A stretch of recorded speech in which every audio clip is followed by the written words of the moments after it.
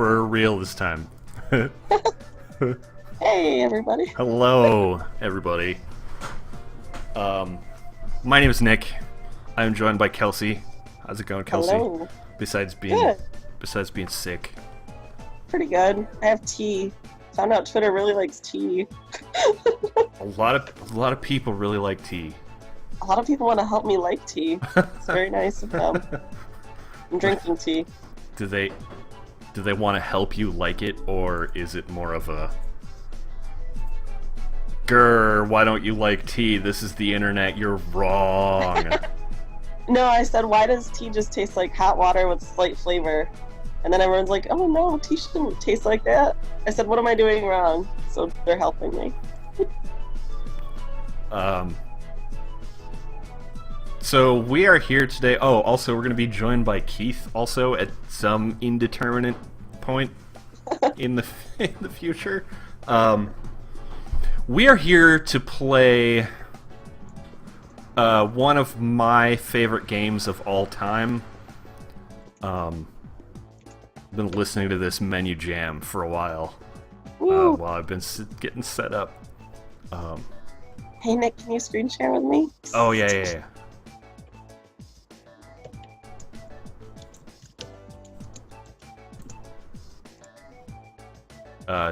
The audio is really quiet for some reason on the stream, but it's really loud for us, and I could not for the life of me.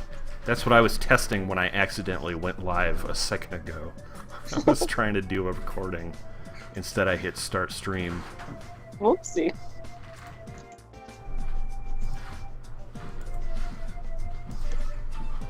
There we go. Alright, you should be seeing that now.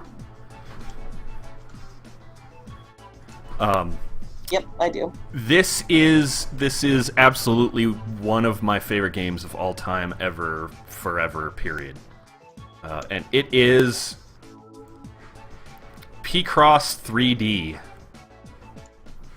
There's a little man.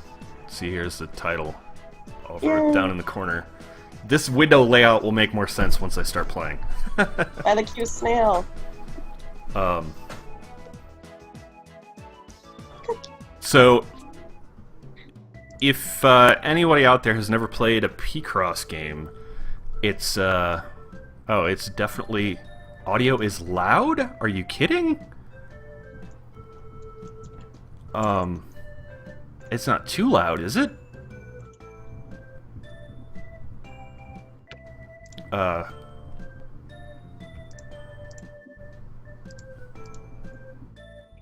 J Fabulous says, "Is it Picross or Picross?" I always said Picross. I don't know. Maybe it is Picross. I used to say Picross, but I don't know. I have no idea. Picross is probably, yeah. Okay. All right. So Picross is normally two-dimensional. Yep. This Picross is three-dimensional. Yay! So named because it's named because it's, I don't know. I love this game. It's like Picross, but it's 3D. I mean to buy this game. What's that? I said you got me to buy this game Yeah. when I got my DS. I got Kelsey to buy it, and she also knows the joy that is Picross 3D. So let's do this axe. Oops. Let's do this axe, and I can show everybody what this is all about. So, also I should say that we're playing this on an emulator because 3DS capture equipment is expensive as hell. And this game doesn't emulate well. Doesn't emulate well. The numbers are always a little jittery for some reason. Gotcha. But we both own this game, so you know, I don't know, whatever. So Picross in 2D is usually it's a grid, much like this, and then on the outside edges you have a bunch of numbers that tells you how many squares in that grid should be filled in, and how many should be eliminated. This is the same sort of deal, except it's the numbers on the edges of the cubes tell you how many. So this column right here, there are 3 in this column that need to be kept. Whereas this one, there are 0 in this row that need to be kept. So we can just eliminate that right away. In this one, there's 6 in the row in this column which need to be kept, and that's the length of this column. So we can just paint all of them all the way down, and then as you can see, the 6 goes gray there, which means, yep, we did it. Let's see, this is 4, which there's 5 in this row, which means we can paint the 3 in the middle, and one of the other ones has to be 1 also, but we don't know what that is yet. So now, because we've done that, we know that there's 2 in this column, so this one has to be 1, and then either the one just above it or just below it is the other one, so we can eliminate all of those. Smash. And this one, we've got ones painted here, and there's only 1 in this column, so we can smash all of these. So satisfying. It is super satisfying. I love the, I really love the sound effect of smashing the blocks. Now that these 3s are separated, so when they're a number like this, we'll see other, okay. So there's 3 different ways it can display the numbers. There's just the naked bare numbers like that, and that means all of the blocks in that row or column or other access of the cube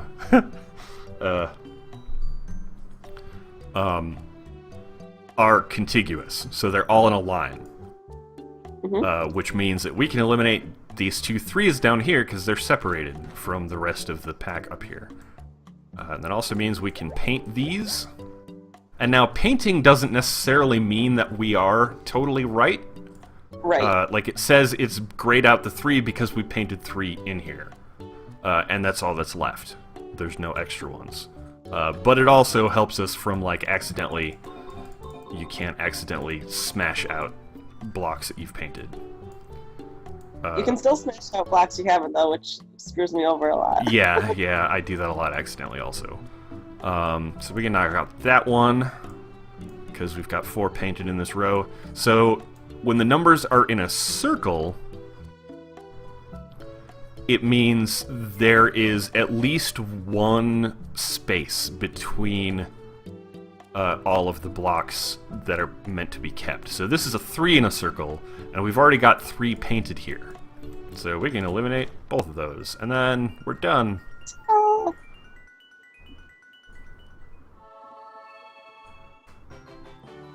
And we made an axe. I love that you get a little animation, too. Yeah, I like the animations a lot.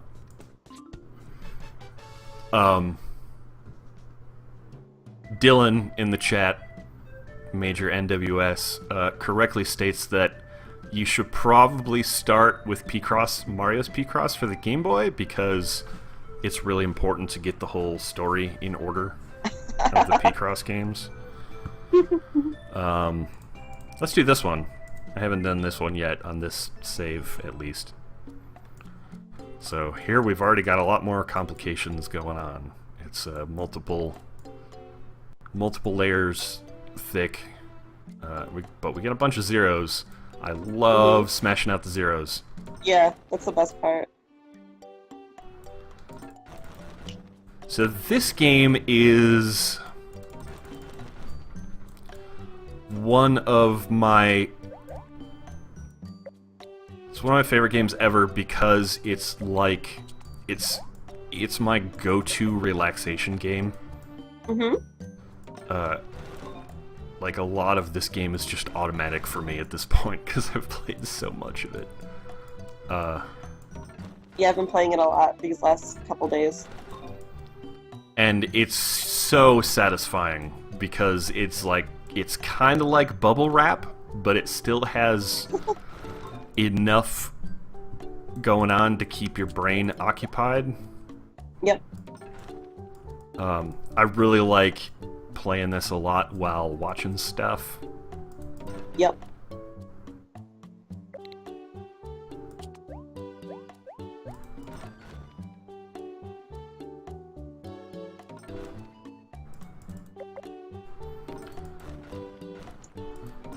I'm already just going into a trance just doing this. There's like... I didn't even know that Picross was a thing.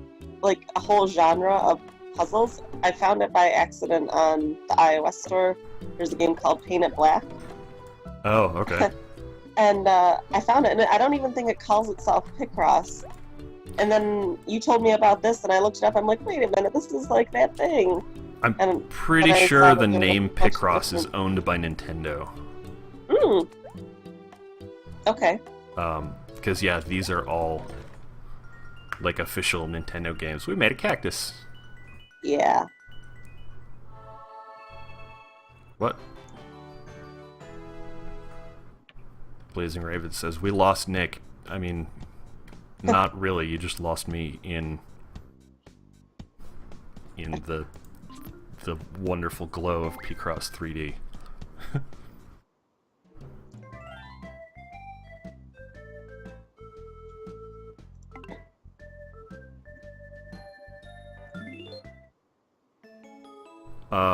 Oh yeah, Nikuku in the chat says normally it's called a nonogram, I think, and it's something like that.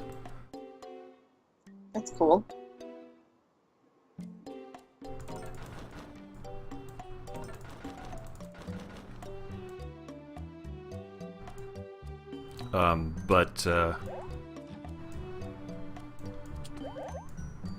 Hey guys. Hey Keith. Hey. What's up? Not much. We're just playing one of the best video games ever made. What video game? We're playing Picross 3D. I've never played Picross. It's Wait. really good. There's a Mario 2D, Picross. 2D or 3D. What's that? There's a Mario one. You got to play that for your Let's Play 20 I years know. ago. I think it's probably in the next couple of games we're doing. Oh, sweet. Cool. Well, you will be playing a Picross sooner or later then. Everybody go check out runbutton.net. Yeah, .net. .net. Or youtube.com/runbutton. Oh, I hit the wrong button there. Uh-oh. So, I That meant bird to... was not happy. Yeah.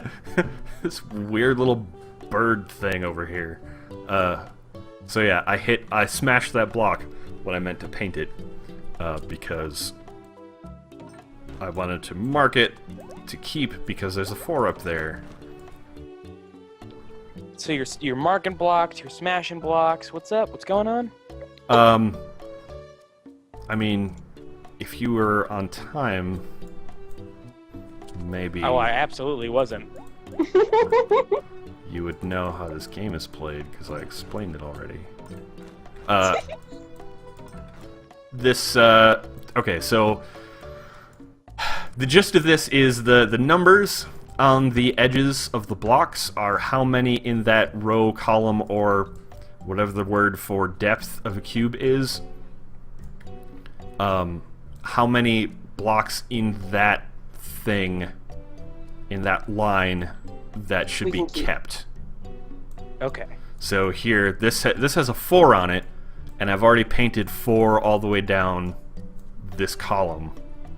So it's grayed out, telling us that, yep, you did it.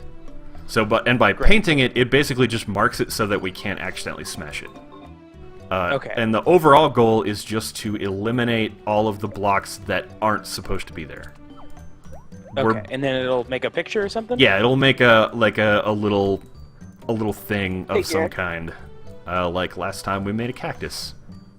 Ooh, like a good cactus. Yeah. Oh, wait a minute. No. Oh, that's a 5. I thought there was a 3 up there.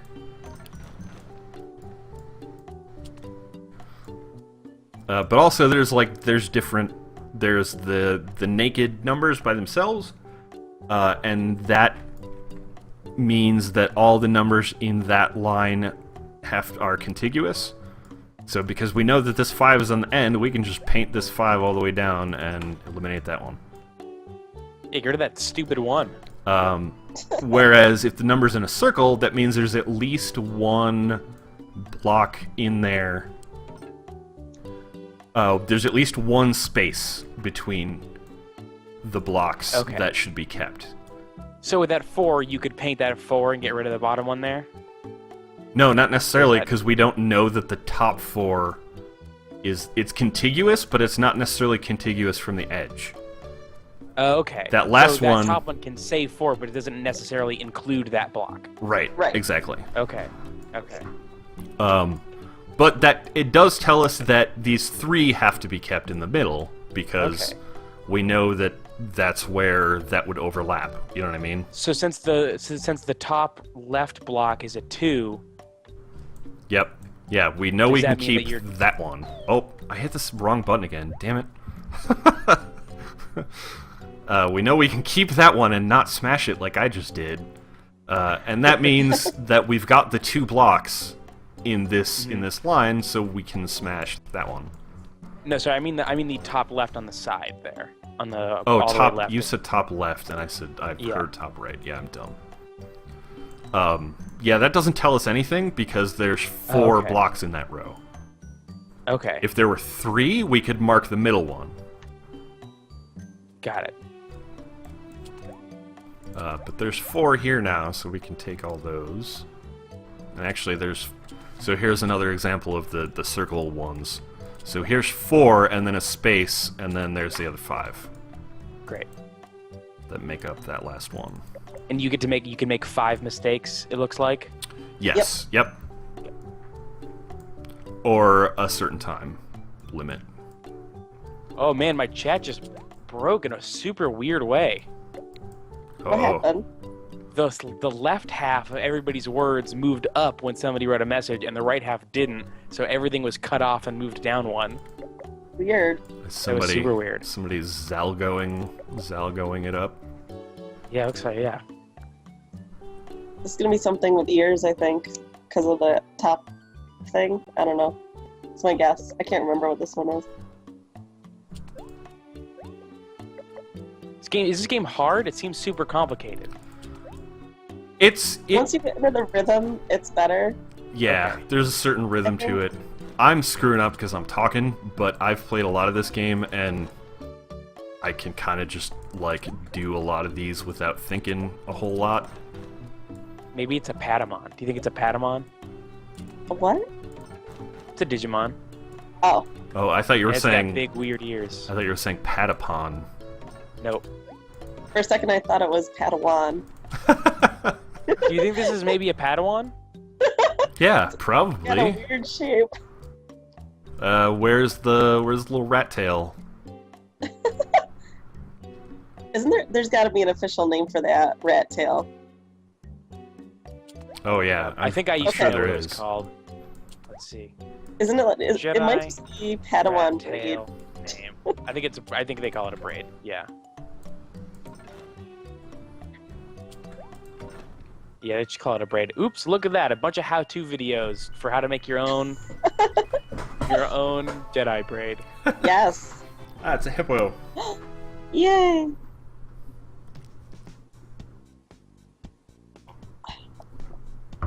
Look at his scary mouth. I'm glad you're here, Keith, because I have a burning Star Wars question. Oh shoot! I might not even know it. Before the answer.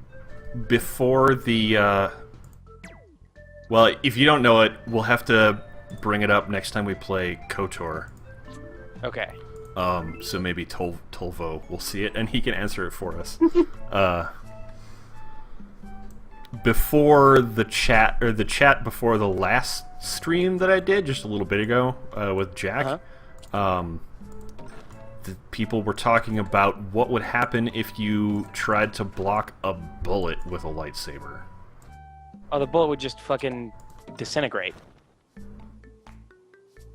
Really? It just disintegrates Yeah. it? But It would. But when he's like... it's possible that it would melt into slag. But it's yeah, it would like I'm thinking of specifically in episode 1, in the opening scene when they shove their lightsabers into the super resistant blast doors. Right. Blast doors, and that stuff just melts like nothing. Yeah. So I'm thinking that a little tiny bullet flying through a lightsaber would just get nothing. Yeah. I mean, A worst case scenario, I think it would melt and like fall onto your clothes or your hands. yeah. But I think it might just evaporate because bullets are small and not. I don't think that they're made of super durable metals. Like it's definitely not a blast door. Right. Right. I was wondering if it would, like, melt as it passed through and then, like, hit the Jedi in the face with, like, molten bullet metal. Ugh. I don't like this puzzle at all. This one's a jerk. This puzzle is a jerk. Oh, wait. Here we go.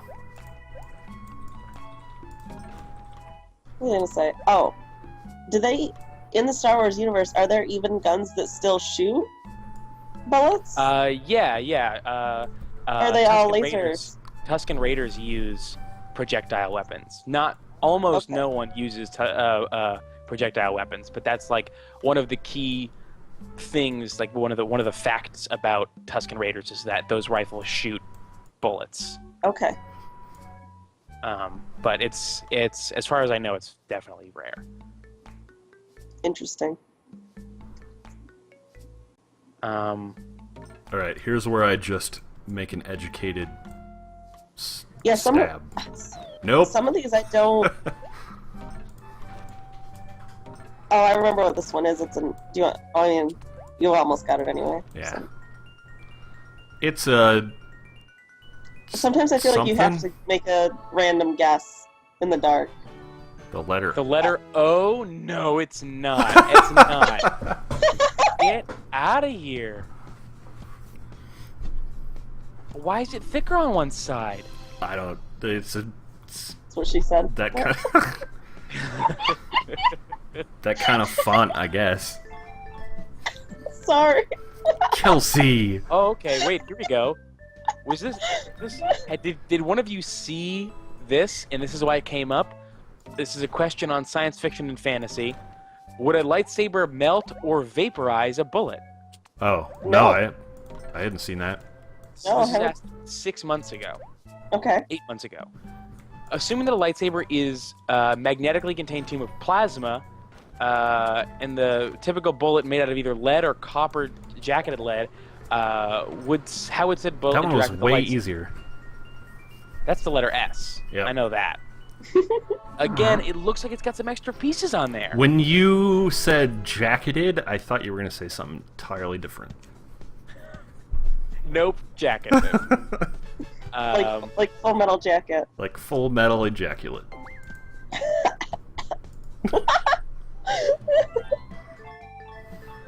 Yeah, here's my they even cited the thing that I was talking about. It's evidence from the Phantom Menace can be discredited by the fact that the bridge doors were most likely composed of durasteel rather than lead or copper. Durasteel is capable of withstanding blistering heat, frigid cold, and monumental physical stress. And then it goes on to say that lead and copper are nothing even close to that. Oh, there is a canonical answer. Okay, hold on. Oh yes.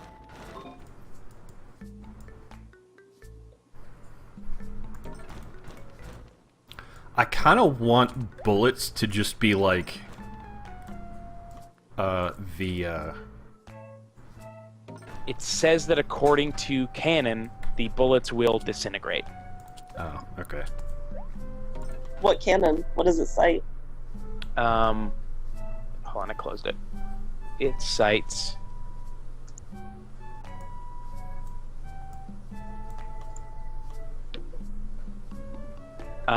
In the Shatterpoint book, Mace Windu Oh, okay, so there's conflicting canons. It says that Typical. yeah. It says that in Jedi power battles, there is a level where you fight Tusken Raiders. Their guns shoot bullets, and when you block them, they disintegrate. However, I saw mention in the Shatterpoint book, Mace Windu sliced the slug thrower slugs in half with a lightsaber, but didn't vaporize them. But we're not. I don't think we're talking about Tusken Raider slugs, future slugs. I think we're talking about modern guns, right? Right, yeah. So it depends what Tusken Raider slugs are made out of. If they're also made out of like a Durasteel thing, Mm-hmm. then it makes sense that they would be sliced in half, but...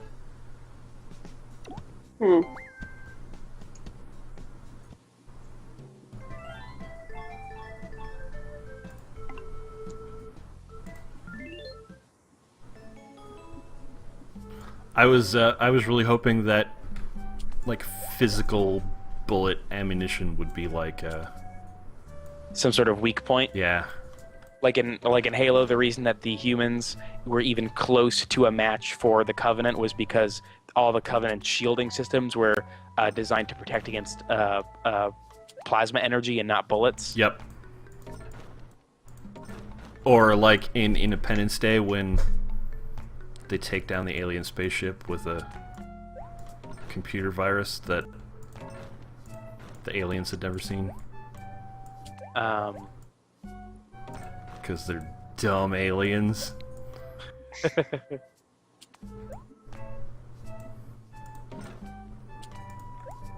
Also, it's pulling from that colonial trope of the natives not having resistances for... Man says, Keith, did Mace Windu ever have a light mace? I'm almost positive no. I can't imagine yes. Light Mace Windu. It's a missed opportunity. Oop, I googled light mace and I accidentally typed slight mace, which is just a really teeny mace. It's just a slight mace. Just a little bit. Oh, I just realized that is not a necessarily logical move I just did there. Oh well. Does it tell you if you mess up? If you eliminate a block that you shouldn't have, yes. If you paint a block that you shouldn't, no. Yeah, and then you don't know until, oh, I smashed one. Okay, no, that was fine. And I try to get 3 stars in all of them, so if I mess up, I just quit and restart. Yeah, me too. I'm not gonna do that here for the stream, though. I'll just... Okay, Oh, well. Circadian Wolf says, if I recall correctly, Star Wars blasters aren't like lasers, but weird plasma bolts, and since they're deflected for some reason, presumably whatever's left of the bullet would too. Oh, Great point. okay. I love dumb Star Wars shit. Me too. That's alright. Matt Mitchell says, slight maces are probably what Jack's leaders would wield in Crusader Kings 2.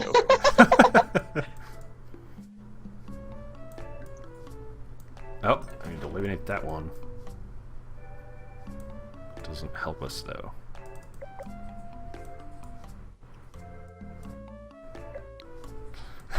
So... Jay Fabulosi says, Halo, humans out low-tech the aliens. My favorite thing about Halo was the description of the guns that they put on their capital ships, which basically they were rail guns which use magnets to propel, you know, a bullet, but Yeah. but the cannons were so big that it was like these gigantic rails of magnets that basically just shot big metal buses at enemy ships, and just the idea of like What? that huge. Well, they weren't actual buses, but they were like Oh, metal bullets the size of buses, okay. which is That's pretty a cool. bus then, basically.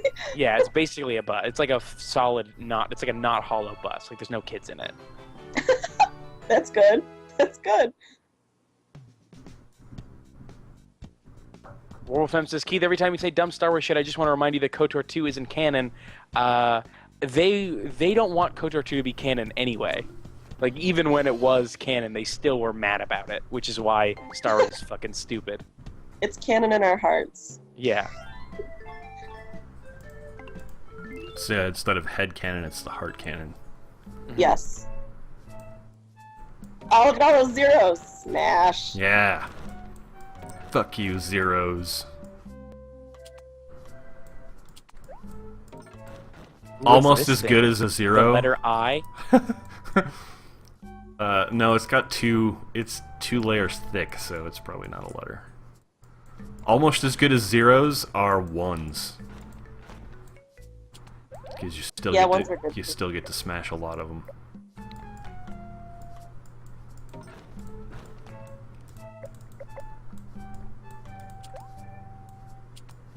I really like the railgun in Quake 3. You can I don't change think the I've ever played Quake. No, I have played Quake. Just not a lot of it. I really liked Quake 3 when it came out as like a 13-year-old, maybe.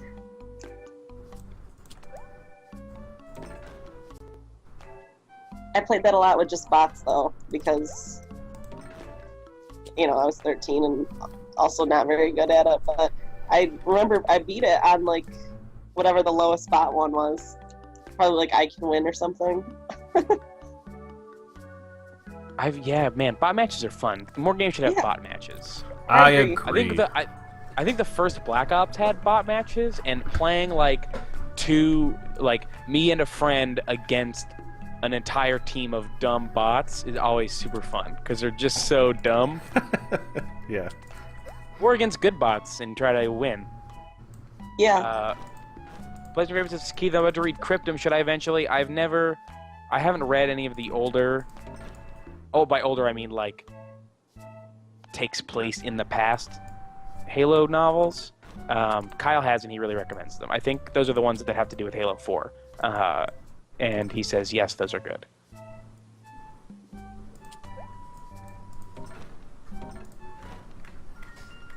It's a net?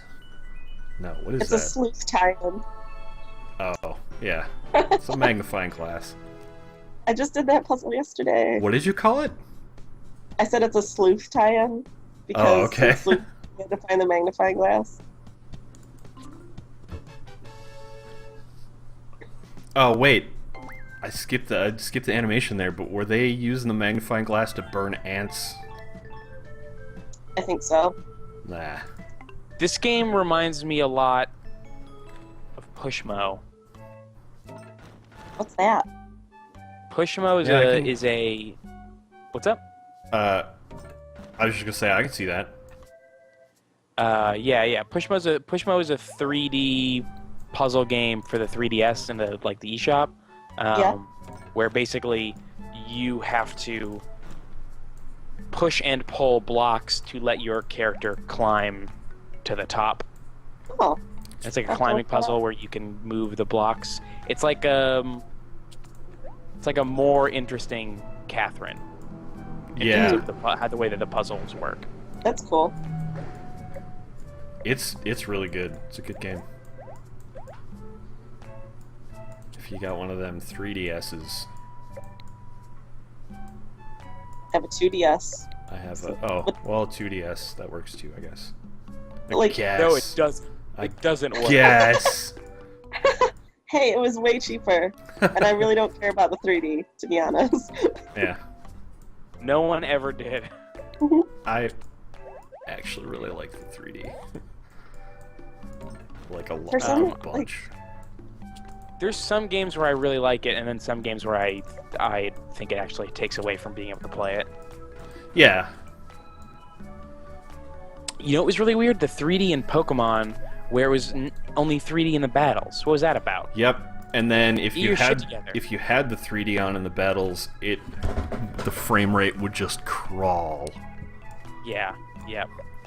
If you had it on a lower setting, it was a little better. Oh, was it? Yep. My sweet spot was usually 3/4 of the way up, and for Pokemon, I put it down like a quarter.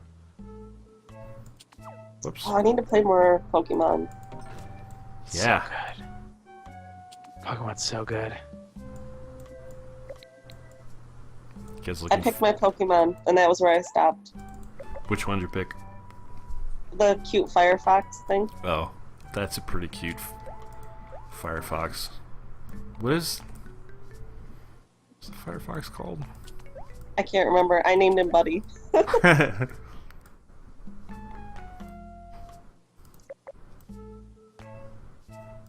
Fennekin? That's what I would name. What? Yes. Fennekin? Yeah. Yes, something like that. I really like the design of Fennekin, but I don't like either of his evolutions. Yeah. So I went with Froakie, who I didn't like Froakie or whoever Froakie evolves into, but I thought Greninja was badass. Yeah. Is that a ninja frog? Yeah. Who's the... I've always picked the plant type. I almost always pick the plant type. That's not true. I lied. I just lied. Straight up, I just lied. Who's the plant I always type pick in... Bulbasaur now. In what? Yeah. Who's the plant type in X and Y? It was a Chespin? Oh, Chespin. Yeah. Yeah. I should know that because that's the one I picked. Wolfham says, "What the fuck is? You don't like a fox witch? You're a monster." I like the idea of a fox witch, but I don't like the design of that fox witch. Man, I like a good fox witch. Like, put a little mayo on there. Oh man, a fox witch is delicious. Lettuce. Leave the tail hanging out of one end. There's a little kid's book, and I cannot remember anything about it except like what I'm about to tell you. But it was shaped like a burger, and you kept opening it, and like at first it started out like a normal burger, but then there's really weird and gross things in there, and like one of them is a tail hanging out, and I cannot remember for the life of me what the book is called, but I remember liking that as a kid. Like, oh, I know exactly what you're talking about. Yeah? I don't know what it's called either. Wait, the book? I can't help you. I just know what you're talking about. The book was like a burger? Yeah, it was shaped like a burger. Oh, yep. Okay. It was like one of those 3D little kid kind of books. Yeah, sure.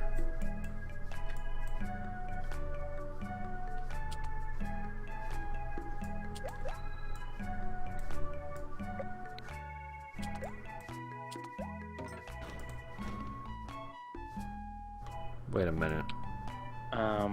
Chad's talking about the legendaries. X dude was way better than Z dude in terms of legendaries for X and Y. I picked X because it was a pretty deer. Yeah, it was a super rad glowy deer. Oh. Hmm? And to clarify, this is my first Pokemon game. Ever? Ever. What? Ever.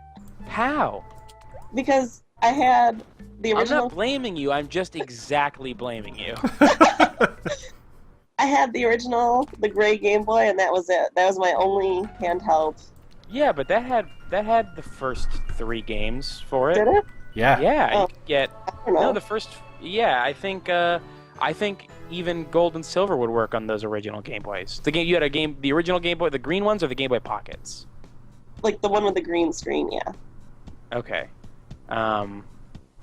Like from the 80s. 89, I think, that came out. Yeah, those all ran Pokemon. Yep. Huh. Yep. They did. Well. It probably would also run. I think I don't know if it would run. Here's the weird thing about Game Boys and then Game Boy Colors is that like a lot of the game, it was basically the same hardware. Yes. But some of the games wouldn't run on the cross-platform somehow. Yeah. And I can't remember why that was, but like you had things that could go either way, and then some things just wouldn't. But the first 2 Pokemon games weren't even Game Boy Color games; they were just straight up Game Boy games. Huh. Yeah. Then I guess I have Game no Boys are excuse then. Yeah, none, no excuse.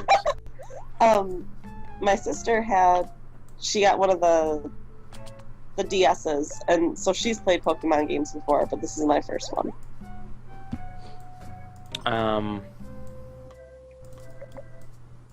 I really like some of the original because the designs of the Pokemon changed pretty radically between a red and blue, and then gold and silver. And I really love a lot of the changes, but I really miss some of the original Pokemon designs, like especially Bulbasaur. Bulbasaur was a wicked badass in the original games. It was like weird how badass he looked almost. Hold on. Yeah, he got a lot cuter as time went on. Yeah, a lot of them got a lot cuter. I mean, to be fair, Bulbasaur is still pretty great.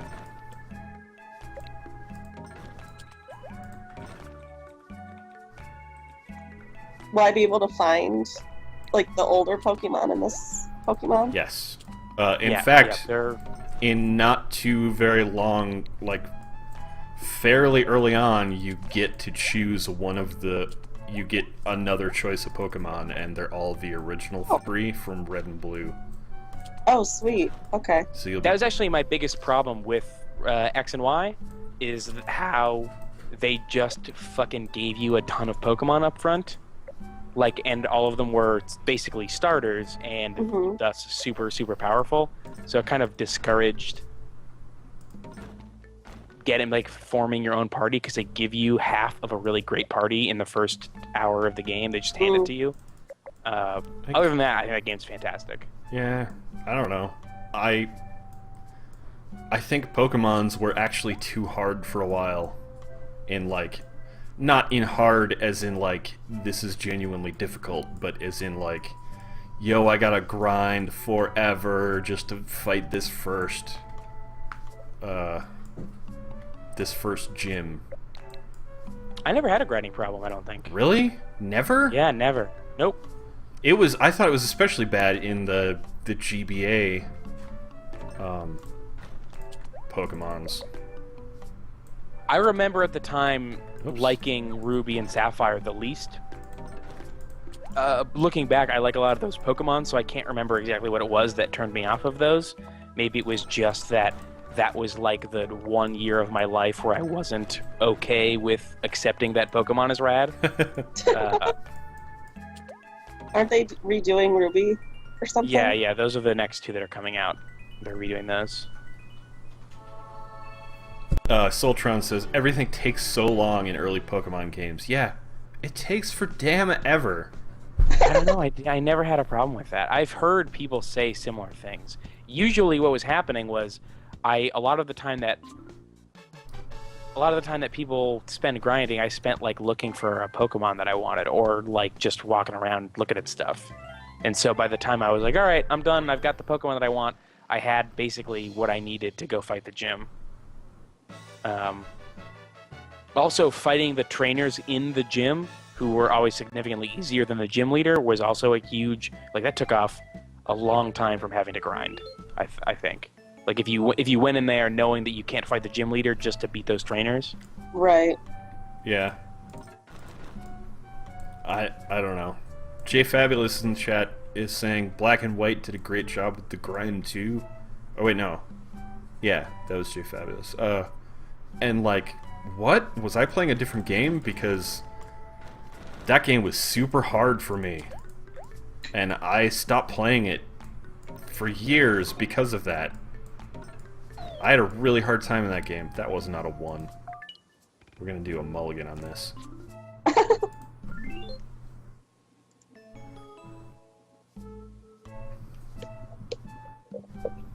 But yeah, like, X and Y has the, like, 2 different move speed increases. And it has the XP share, which actually shares it with your whole party. Instead of, like, the one other Pokemon that's holding it. And even then, That was also only my if you're... second least favorite part of the game. What, the XP share? Yeah. Shut up. It made it too easy. Oh, I never got to come on. play Pokemon. I just went through and did everything. I spent a lot of that game with that turned off because it was going too fast. But it's not. I mean, I totally think that they made XY for. They pulled a World of Warcraft with XY, and that they geared it for the end game, and made the main quest just kind of a fun, just a fun tromp. That's not a word. A fun adventure.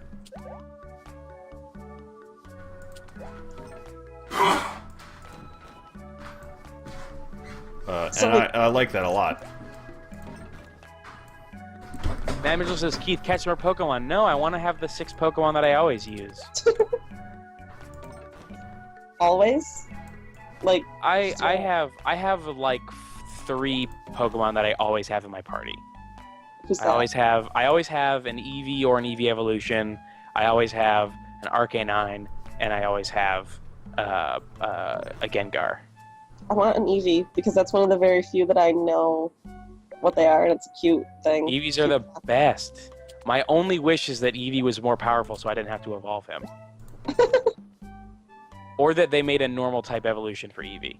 I also usually have a Nidoking or a Nidoqueen. So, and then I have the one starter. So I have basically one fluid spot in my party for a new Pokemon, and everything else is taken by either the starter or the other 4 that I always have. That's cute. Just like That's you can imagine that they've just been following you throughout years and years. Yeah, those are my Cool. Pokemon. So sounds never. boring to me. It's not, it's fun. It's like having never played one before, but always kind of having some kind of an idea of at least a vague Pokemon lore. Because I've never watched a show either.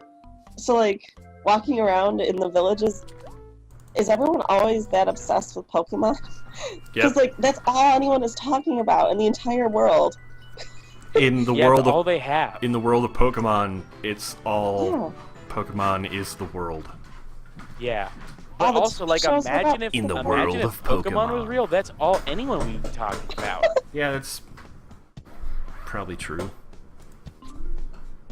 I don't know, but every time I turn on a TV, they're talking about Pokemon. Anytime I talk to a person, they're talking about Pokemon. Nobody's It's ever super- saying, it's pretty weird. And they're never saying, except for the villains, they're never saying we shouldn't have Pokemon.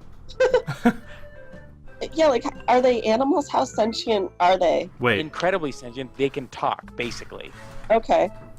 They can Okay. communicate with people. but also Great. people eat them. What? Yep. Yep. What? Yeah, it's super fucked up. It's crazy. It's crazy. There are best friends, but also we Yeah. eat them and make them fight each other. But it's also friendship, but also we super eat them and also make them fight each other. What? Are there no regular animals in the world anymore? Is everything just a I don't Pokemon now? think so. I think everything's just Pokemon. Yeah, Pokemon's wicked fucked up. Weird.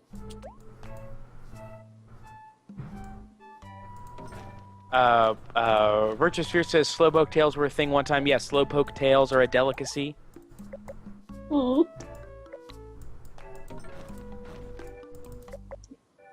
I mean, maybe they shed them. Right? What's a Slowpoke look like? I know that they milk and drink the milk from milk tanks. You're saying that they're not going to make a milk tank burger? They'll milk a milk tank, but they won't cook it up. But mean- they talk. They talk. They talk, yeah. Well, all they say is their name over and over again. Yeah, but That's all the talk. people can understand them. No, only Pokemon trainers can understand them. No, everyone can understand them. But also, almost everyone is a Pokemon trainer. That's true. So there's no other economy or jobs. It's all Pokemon. Richard says they didn't kill the Slowpoke, they would cut off their tails which would grow back. That's still eating Pokemon.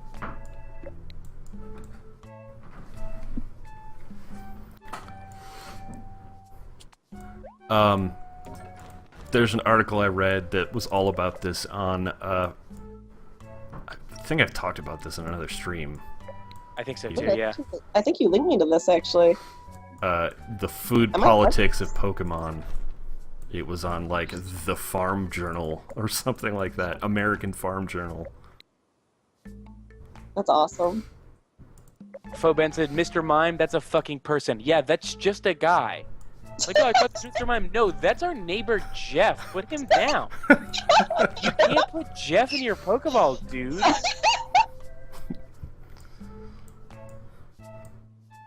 I think we've done all of these bits. Probably, yeah. Yeah, But I don't think yeah. I called him Jeff last time. Austin says they understand the spoken human language and have in-depth conversations between each other. No, you can't eat them. That's not okay. Like, I mean, I'm a vegetarian, so I already have issues Oh. eating normal animals. But like, But once these you fake animals... add talking into it, like, that's a whole other ballgame. Blunt the King says, Farfetch is literally a rare Pokemon because people loved to eat them and hunted them to near extinction, which is lame because Farfetch is kicking red. Well, it maybe is Farfetch. I don't want to victim blame here, but Farfetch did carry around ingredients for its own soup. Farfetch is constantly carrying around a leek. Yeah. Weird. Why? I don't know. Maybe Farfetch really likes leeks. Because it's Maybe. far-fetched. I don't know. I don't even know what Farfetch. I don't even know what these are. I know Farfetch is a Pikachu. super cute duck with Tood Oh. that carries around a leek. Farfetched is pretty great. I have a...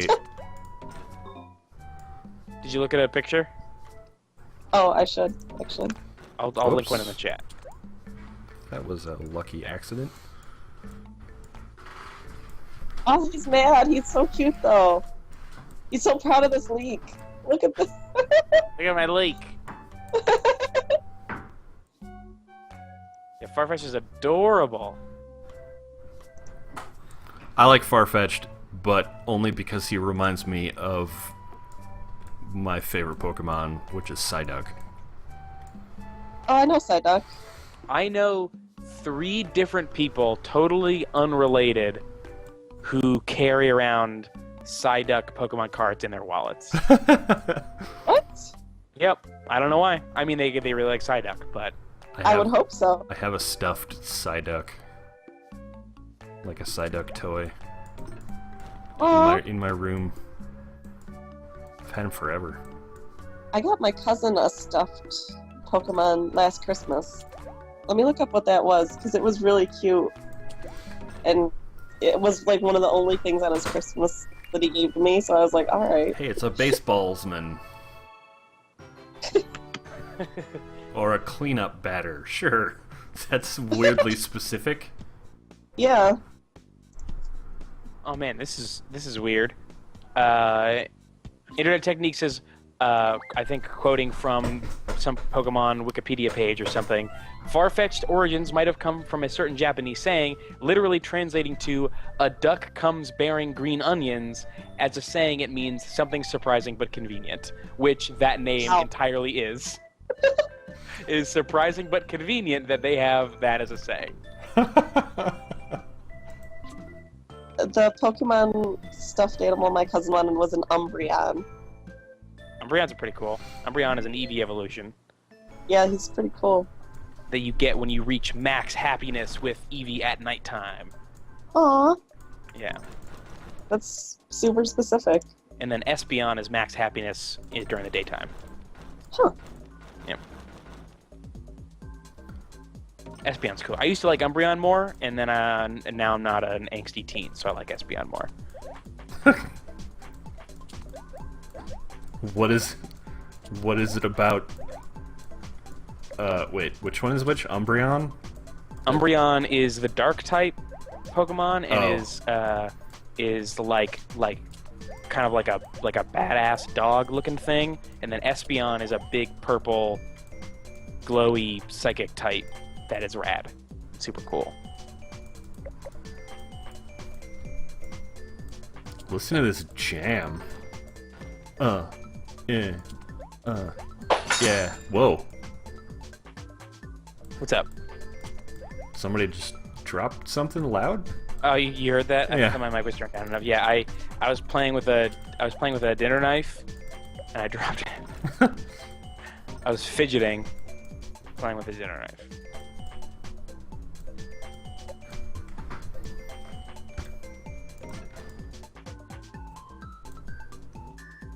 Internet Technique says, I'm permanently angsty teen, so Houndoom is my favorite.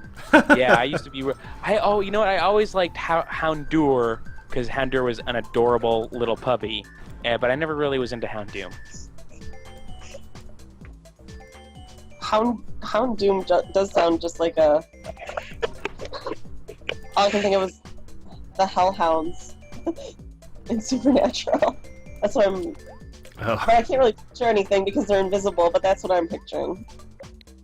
If My they were Pokemon is- visible, that's what you would be picturing. Yes. My Just favorite like Pokemon is 100% Arcanine. All the way. What's that one? Arcanine is a big fire dog Ooh. that you can ride on. And he is not a legendary Pokemon, but was designed originally to be a legendary Pokemon. So they just made his type the legendary Pokemon, which I think is dope.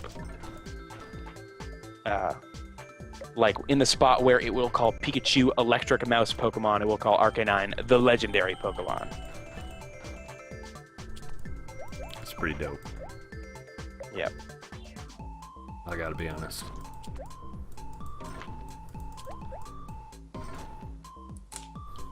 And then Eevee, and then Gengar. Man, 30 are you guys hearing this new club hit? Yeah, Oh, yeah, it's that's over. a sweet club hit. Damn. What is this weird head? It's a mole I had. From East Island. Oh, okay. Did you see that they found the bodies? Oh, yeah. Under- Wait, was that a real thing? This is That a was a creepy real- sentence to say out of context. Yeah. They found the bodies. But yeah, A, I'm surprised it took them that long to find them because I feel like someone should have dug underneath the heads way before that. And B, yes, it's a real thing. And they're weirdly disproportionate. Like the head is huge and the body is really tiny.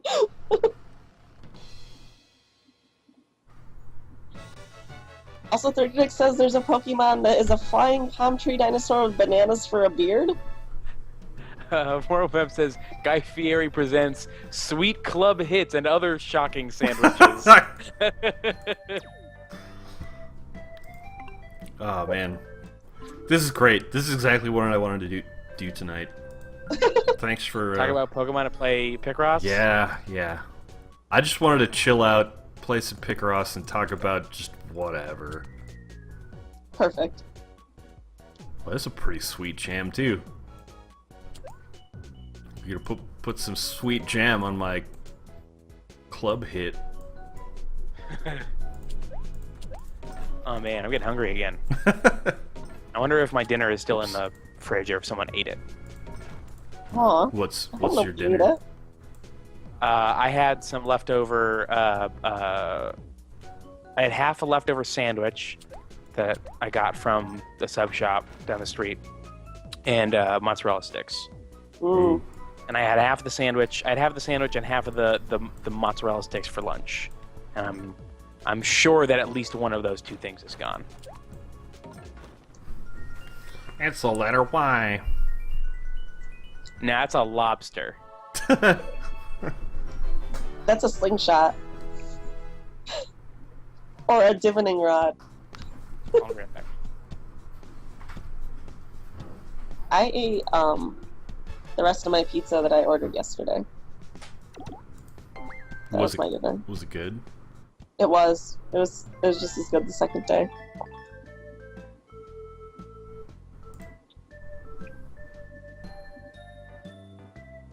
Oh man, checking my email for a second, and State of Decay Lifeline's on sale for $237. I wonder if that's on Xbox too, It's really because that's where I cheap. have that game. That is super cheap. I'm gonna check right now on Xbox because I will buy that. That game is really good. I played the demo of that game, and that was one of the few demos where I actually got to the end of the demo, and I was like, "Oh, I don't own this. I need to own this right now." Yeah. And then I never played it after that day, so Hey guys, I'm back. Hello. Sorry if you heard an echo real quick. it's okay. No, it's not. It's okay, Keith. It's not okay. I'm the worst. No, you're not. I'm worthless. Super not worthless. Jay Fabulous says, Keith, is there a secret to eating mozzarella sticks? Oh, oh Yeah, no. eat them all, eat them fast. I So good. I feel like that's not really a secret. Okay, so here's the secret to mozzarella sticks: is that if you're not eating them right out of the restaurant's oven, you want to put them in the toaster oven or the oven for a few minutes at like 370 degrees to remelt that cheese. You gotta have a melty cheese, Yeah. or it's nothing. It's Yeah, just true. a cheese stick. Otherwise, it You've gets got- all it's- plasticky in there, and Yeah. it's weird. Well, it won't. If it's like if they're really nice mozzarella sticks, they won't get plasticky so much as just like the texture won't be good. You know, like it's just you want that melty, stringy texture. Yeah. Like you want it to be almost silly how far you can pull that cheese before it breaks. That's what you want. It's $7 on Xbox. It's not on sale, I don't think. Yeah, no, I think that's the That's not- regular price. That's not bad though. It's pretty good. Man, so I almost always play this with the sound off because I'm like watching TV or something a lot when I'm playing this. I need to Yeah. play this with the sound on more often because I'm really digging the music in this game. I never really. the music is fun. What the hell is that? What? Oh yeah, I needed to look this up. I'm gonna look this up right now because I did this puzzle yesterday. I was like, what? See, It looks like it's a little bug. Oh, okay.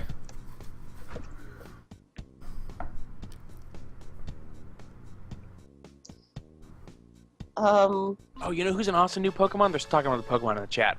Is Pumpkaboo? Pumpkaboo is the best. Pumpkaboo is an adorable little pumpkin Pokemon. Okay, a Cleone is a genus of small floating sea slugs. They are really pretty. I'm gonna link to the Wikipedia, but they look like it's just like a translucent angel thing. Oh, It's really pretty. weird. Apparently there is a Cleone Pokemon, the What? Dunsparce. Oh, okay. Dunsparce. Oh, also, this totally came up in our last stream. Someone Did was it? talking about a sea angel. Oh yeah. That's Cleone. Cleone, it is also a delicious cream-filled Italian dessert. What isn't a delicious cream-filled Italian dessert? Am I right? Oh, the No. very first thing I No. clicked on. No. Because I accidentally clicked on the wrong thing. True Revan posted the Wikipedia page to Pumpkaboo, and I suggest everybody look at it and then go, "Ah." Oh, that's so cute. I want that right now. Look at it. Pumpkaboo is pretty great. One of its abilities is frisk. Okay. Pumpkaboo, great name, great design. Evolution, Gourgeist, also great name. Not as good of design, but still pretty great.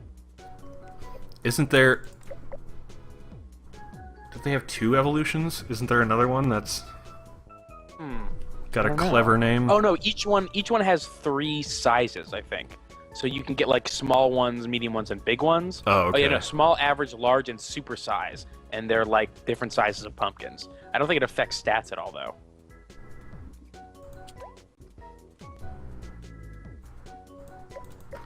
This sounds like a song out of Earthbound.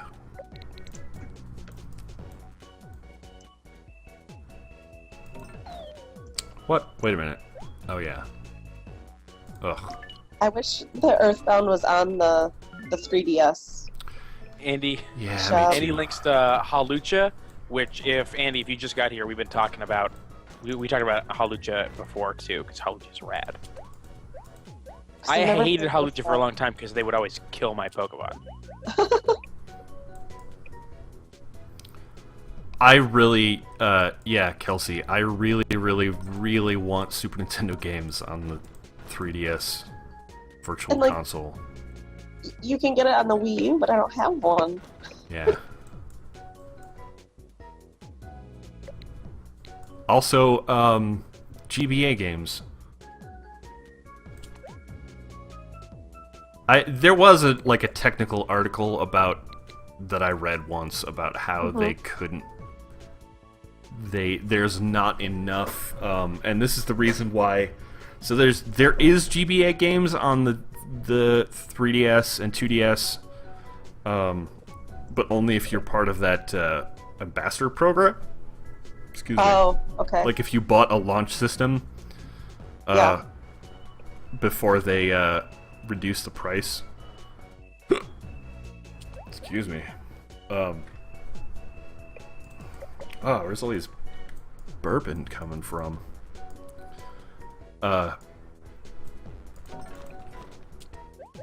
But those don't have any of the actual virtual console features, like save states and Oh. resuming Weird. and all that stuff, because there is only so much headroom in the CPU of the 3DS to emulate the game, and not enough to actually run the extra features on top of that.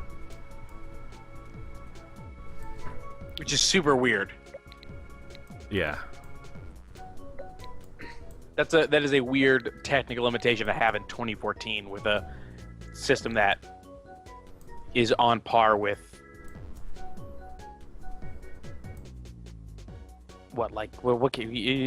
somewhere between N64 and GameCube probably. Yeah, probably around there. I don't like this puzzle either. I think I was The stuck on this flat one ones seem really a hard. little bit. I don't know, sometimes the flat ones are easier, and sometimes I don't know. I guess it depends on, I bet this one's a frog. you think? It's so Yeah. flat though. I don't know, Yeah. it's like the flat outline of a frog. A frog that's been run over, maybe. Poor frog.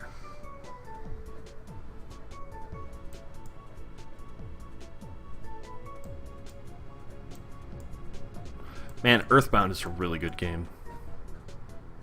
I don't think I ever played Earthbound, and I know that I haven't. When I say I think I haven't, I mean I know that I haven't.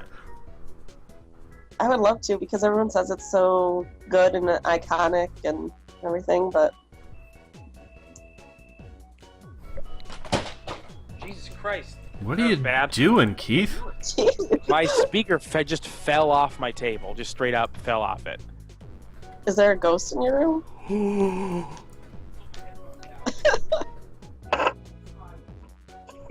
What? What? Keith? Keith? Hey, Oh no! you alright, buddy? There is a ghost! Oh no, the ghost got him! No! Hey. Hi. You okay? Yeah, my speaker just fell off of my desk for no reason, onto the ground, and ripped the headphones out of my head. Oh, okay. So you were coming through the speakers. Also, you sounded super far away for a second. Yeah, I had to go pick up my speaker. Oh, okay. Oh no, I'm running out of time to get the gold, or the 3 stars. Crockbox's spook button. Boom. I know, you weird little duck thing.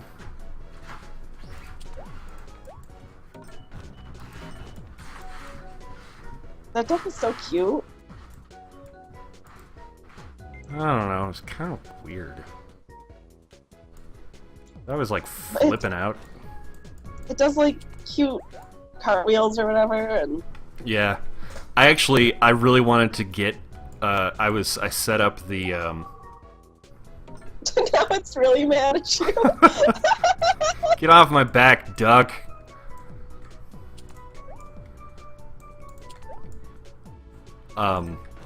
I set up the like the OBS stuff in this beforehand, and Yeah. I really wanted to get like cut out another thing of him and like rotate it sideways for the top sidebar where I've got the little cube doggy. Ah, balls. Yeah.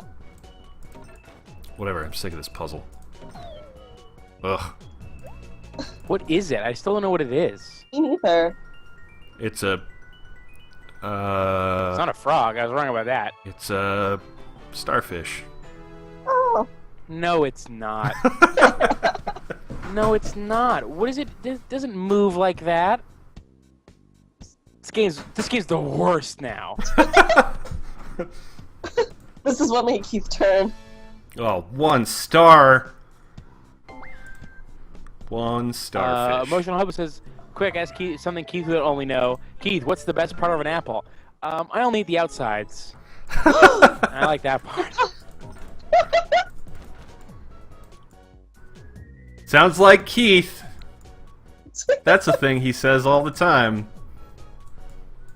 I'm Keith, and I eat the outsides of an apple. Why would you eat the insides? That's a dumb Why do you thing. eat the inside of an apple? That's gross. There's a big old fucking core there.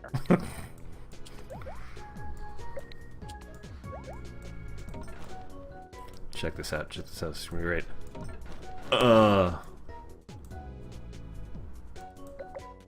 666 right in a row. Where? Oh yeah, there it is. I want to make it clear, the reason that starfish is so bullshit is because it only had 3 points. What? No, it didn't.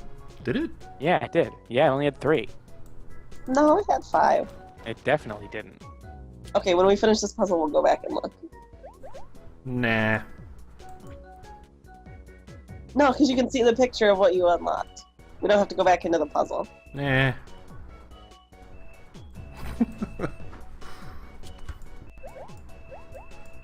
I bet that this is Damien from The Omen.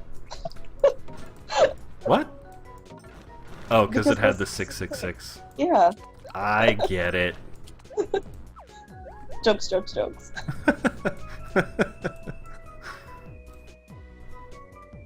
I love that movie, though. I've never seen it. And then, yeah, the 70s one is super good. I don't know about the remake. I'm assuming it's trash.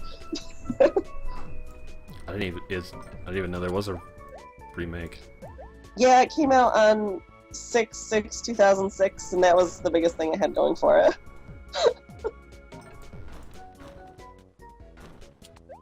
Everyone says, man, those starfish Pokemon were nonsense and amazing. Yeah, Starmie and Staryu are 2 of the craziest Pokemon ever. Especially if you remember when in the TV show, the fucking voices that they had were crazy. They just sounded like men. Really? Yeah, they just sounded like Yeah, what's up? I'm Starmie. guys going like, hey, what's up? Like they just like did weird noises. That's hilarious. It's super weird.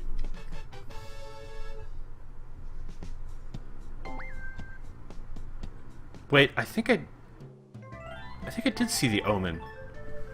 Does that? Yeah, that has Keith. That has 5 points. Keith, look at that I starfish. guess it does. It looked like it only had 3. I remember it only having 3. Does that have Is the original Omen? Who's the dude in that? I'll look it up because I can't remember right now. He's the Um, guy that talks like this. Yeah, Gregory Peck. I'm Gregory Peck. Also, Okay. I'm gonna link. All right, I'm gonna link a clip of Staryu's voice, and it's fucking weird as shit. Okay, David Warner is also in The Omen, and David Warner voices Irenicus from Baldur's Gate 2. Oh, that's cool. Fun fact! He also does Morpheus in Fallout, which I just looked that part up. But I knew John Irenicus off the top of my head because of Baldur's Gate being my favorite. Also, The Omen 2 is very good. From what I remember, it skips ahead to Damien at boarding school, and he terrorizes everyone because he's the devil. He sounds like a real jerk. He's the devil. Like, I don't know what you want. I want him to stop being such a fucking jerk. I mean, I think the devil gets a bad rap. Like, he just keeps getting portrayed. He keeps getting portrayed in all these movies as a jerk, but like, come on, does anybody really know the devil? I mean, if you in Paradise Lost, like, you feel kind of bad for him. God kicks him out of the house for being a rebellious teenager. He's got those sweet genes in He does have El really Shaddai. Blazer Raven says, "Is Black Ice any good?" Black Ice is pretty good, especially if you attack multiple towers at once. Not right away. Once you've got like strong stuff.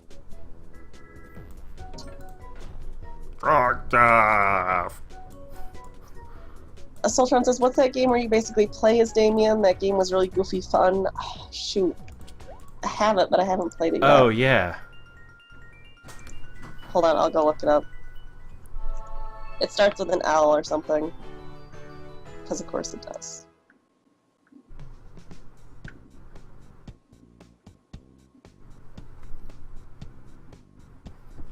Look at that guy. Look at him dancing. He's awesome. I like his finish. That's I a wish I good could do finish. that. Lucius is the name of that game. Oh yeah, yeah.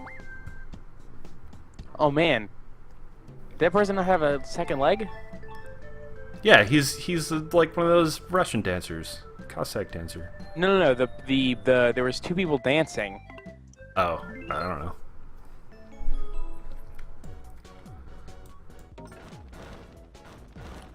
Oh, I know what this one is. It's a Rubik's Cube.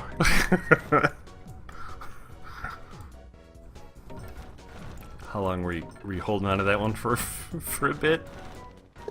No, none of them have been perfect squares before. Oh, well, this one isn't either. Well, it was when we started. It wasn't. It looked like it was from one angle. Yeah.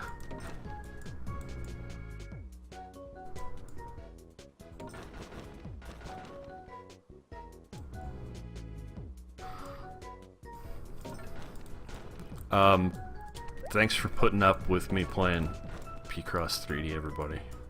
I kind of really needed this. Oh yeah.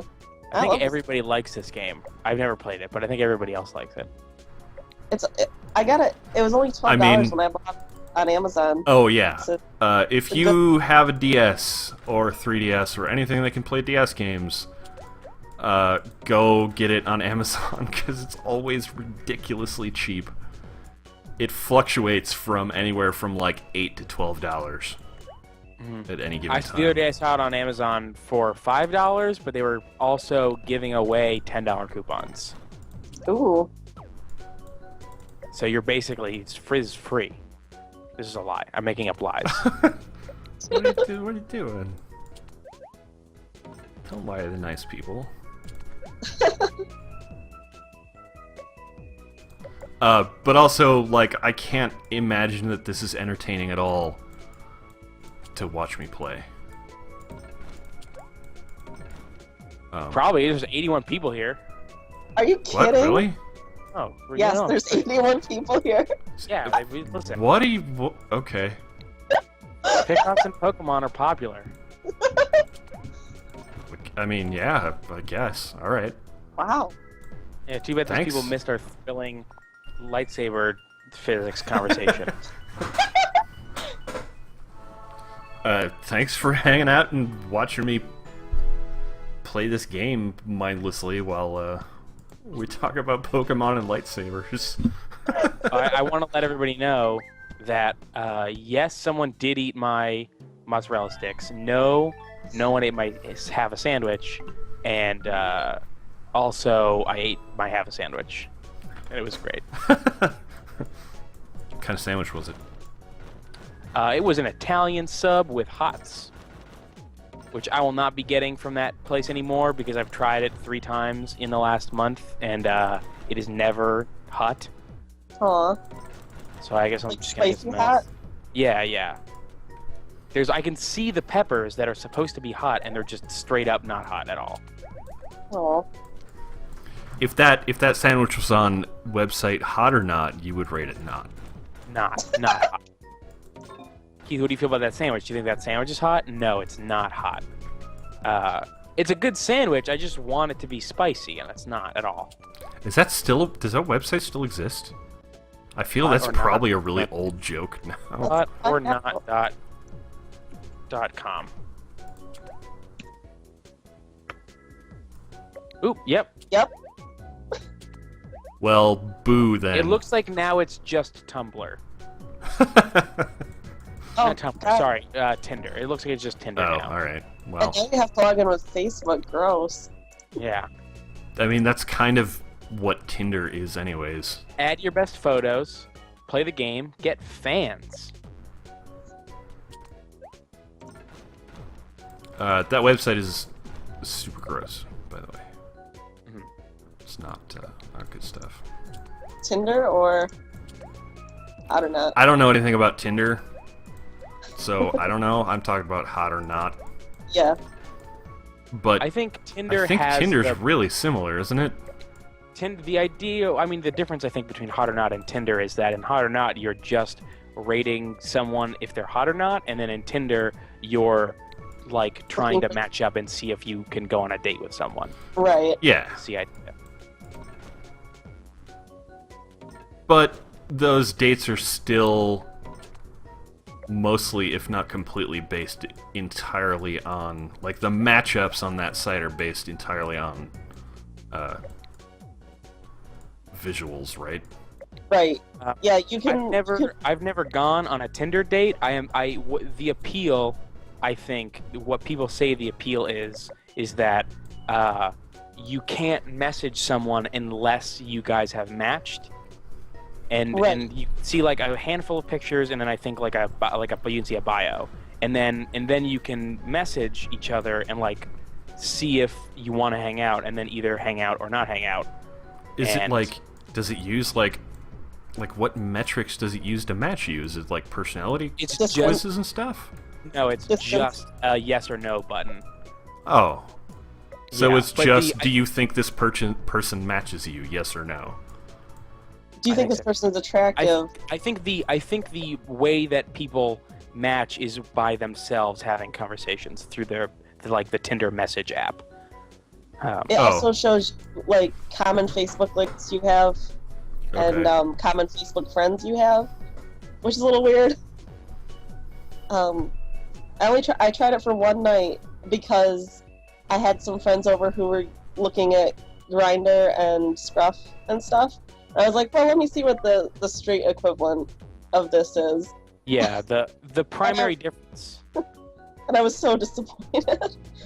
the primary difference between Tinder and something like Grindr and those types of things is that you cannot contact someone unless you have both said yes, I want to talk to this person, which is like I guess a kind of a Right. pretty big safety thing Yeah. and harassment thing. I mean, I don't have any experience with Grindr either. That's just I- from what I read on the subject of mobile dating apps, is that like it's less common. It's more common to be able to just message whoever whenever. Sure. Like OkCupid.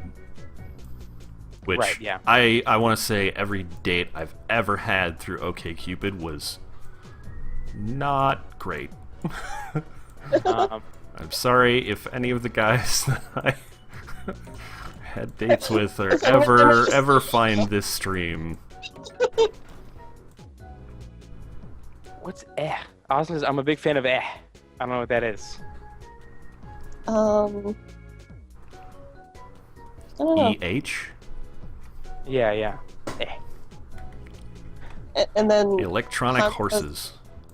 Han says, I know Austin has a copy of EZ lying around. I don't know. I feel like we... Oh, I know. EH is Emotional Hobo, because they were talking about Evil Zone from the PS1. Oh, I'm a big fan of I was trying to figure out. I'm a big fan. Oh, comma. Okay, now I get it.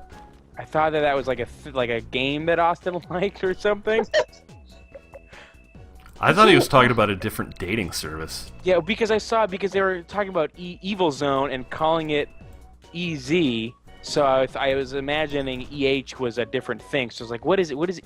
EZ is Evil Zone. EH is Evil. What's Evil House? Zone? Evil Hand. Evil. I don't know, some game. Man, Evil House. That's that movie with the guy and he's got the house. Actually, Spooky House. That really spooky house, and then he like climbs in his mirror at one point. Never want to go in a mirror. Actually, that movie's just called The House. You guys ever seen that? No. Okay. No, I don't watch horror movies. Oh, all right. I can't handle it. I only watch horror movies under specific circumstances. Right. Those circumstances for me are if that movie isn't scary. Mine are date time or with someone I can clutch onto desperately. I'm thinking of movies like movies like Cabin in the Woods. I saw with no problem because that's not really a horror movie. Right. I love that movie so much. Circadian Wolf says Smart it. House. Yeah, it was Smart House. Yep.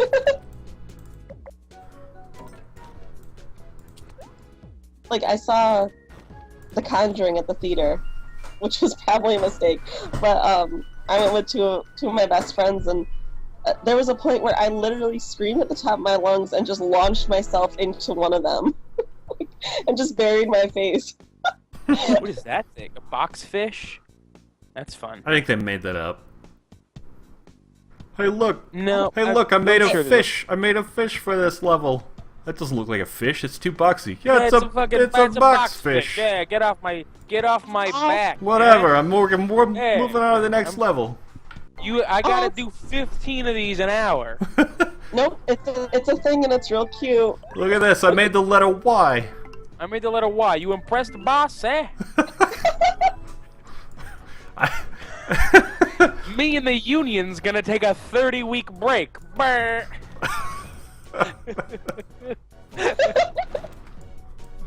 I started with that one guy that I love a lot at stand up, and then it turned into oh god, what is that guy's name? I'm sure if I just start doing his famous bit, you'll know immediately. Yeah, do his Keith. bit. What's his bit? Like where you go up to the people in the restaurant and then they say, "Have a nice meal," and you say, "Yeah, you too." Oh, Brian Regan. Yeah. Brian Regan, one of the funniest people in the whole planet. Uh-huh. Yep. My parents have seen him live 4 times now, I think. Oh man. That's awesome. Yeah, he's super good. He comes around here all the time. I've seen him once. I finally got to I was finally in town when they went and saw him, and he's great. Yeah, he's one of the funniest people that there is. I mean, the next time you have a meal, like, that's, you have a good one. You have a good meal. Yeah, I love Brian Regan. My dad has a whole bunch of the DVDs, and we would watch them, like, every week. He would just get on a tangent. Or not a tangent. Just a streak of watching them. He would do that when he found a good comedian. On his album /DVD, epitome of hyperbole. Yes, that's the one that we watched all the time. Yeah, I think that's the one with with that bit in it. No, that one is Brian Regan Live. Oh. Is the YouTube? Yeah. Okay. On Epitome of Hyperbole is one of the hardest that I ever laughed ever was when he was talking about how manslaughter is too harsh a name for the crime that it is. Yes. Where it's awful. And that manslaughter is a bad thing, but it sounds like the worst crime you could ever do. And then he does an impression of a guy who was in jail for manslaughter talking to a guy that was in jail for loitering, and it was the fucking funniest thing I've ever heard. It was so good. That voice when he does manslaughter is so good. Wait a minute. Oh, I'm not paying attention to this one at all. I'm just thinking about how great Brian Regan is.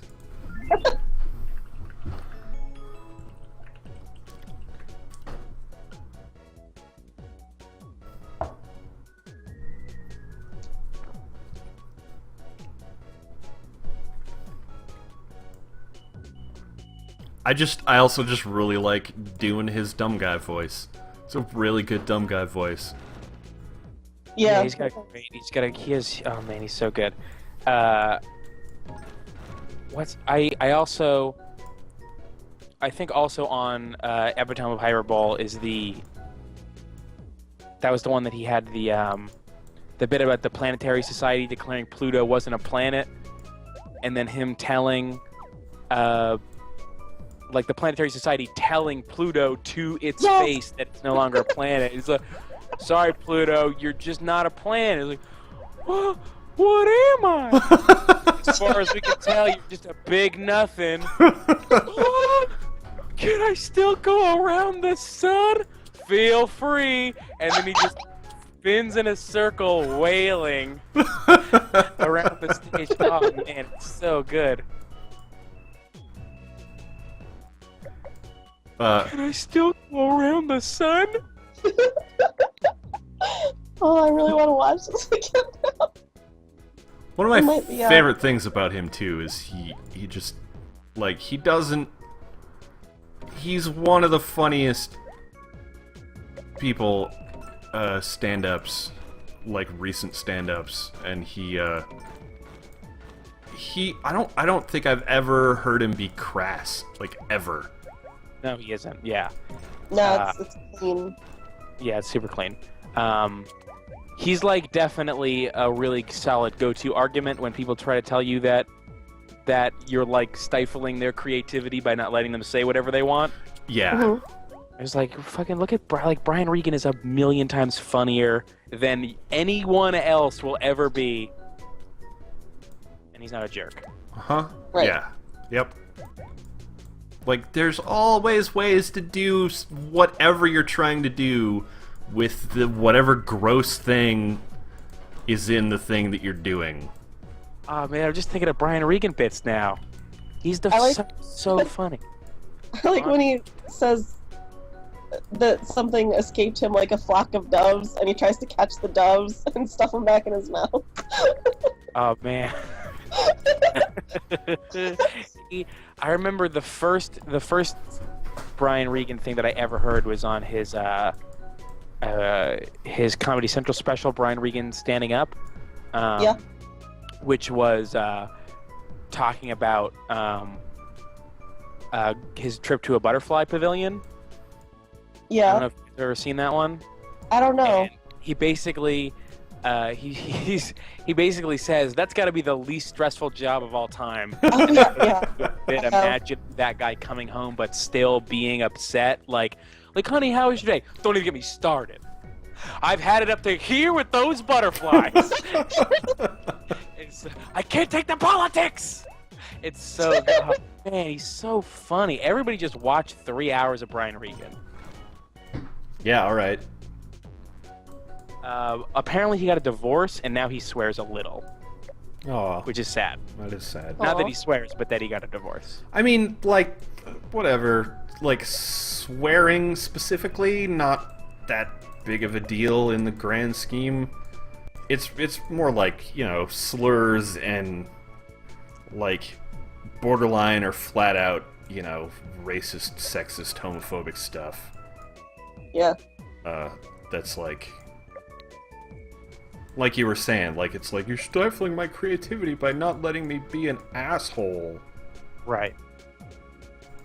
But it's like, no, it's totally possible. Maybe just be a little more creative. I was reading Jerry Seinfeld did an AMA the other day, maybe cool. last week, and somebody asked him about being a clean comic in that era, and he said that in that era that you had to be clean to get on anything. So he said once you got into the mentality, it wasn't super hard to still be funny. Sure. And I should find the answer because I'm not articulating it right. But let me see if I can find that. And then someone linked. There's like he was on a Kings of Comedy special where he talked more about it. But I'm gonna find the answer so I don't ruin it anymore. But I think he set a record with how many questions he answered on his AMA. Oh, that's cool. Or his record. He answered 101. Also, speaking of Seinfeld and Brian Regan, have you guys ever seen comedians in cars getting coffee? No, but you've told me to watch this, and I haven't yet. There's a Brian Regan episode, and Oh, really? It's a good one.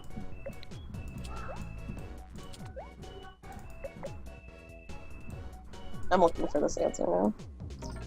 Oh. It felt like that one took me forever for some reason.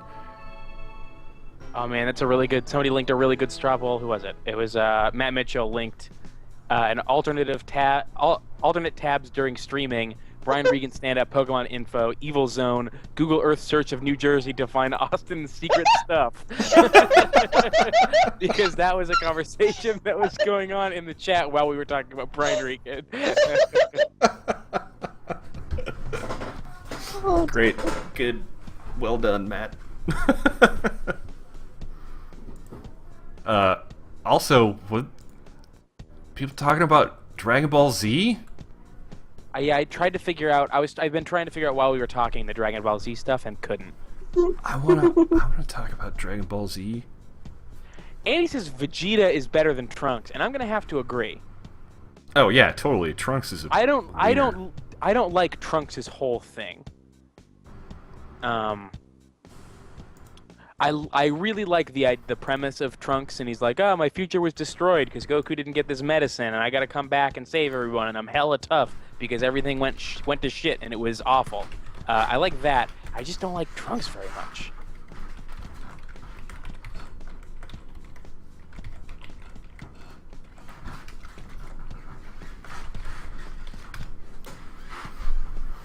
I'll never. I think that's something that I'll never be able to rewatch without hating it.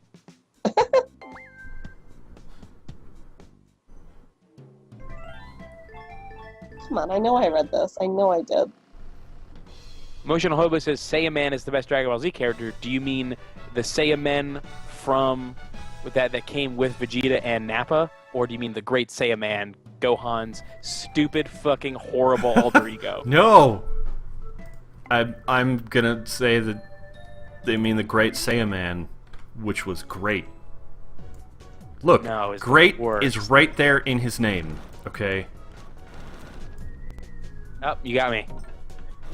Yep. Can't argue with that.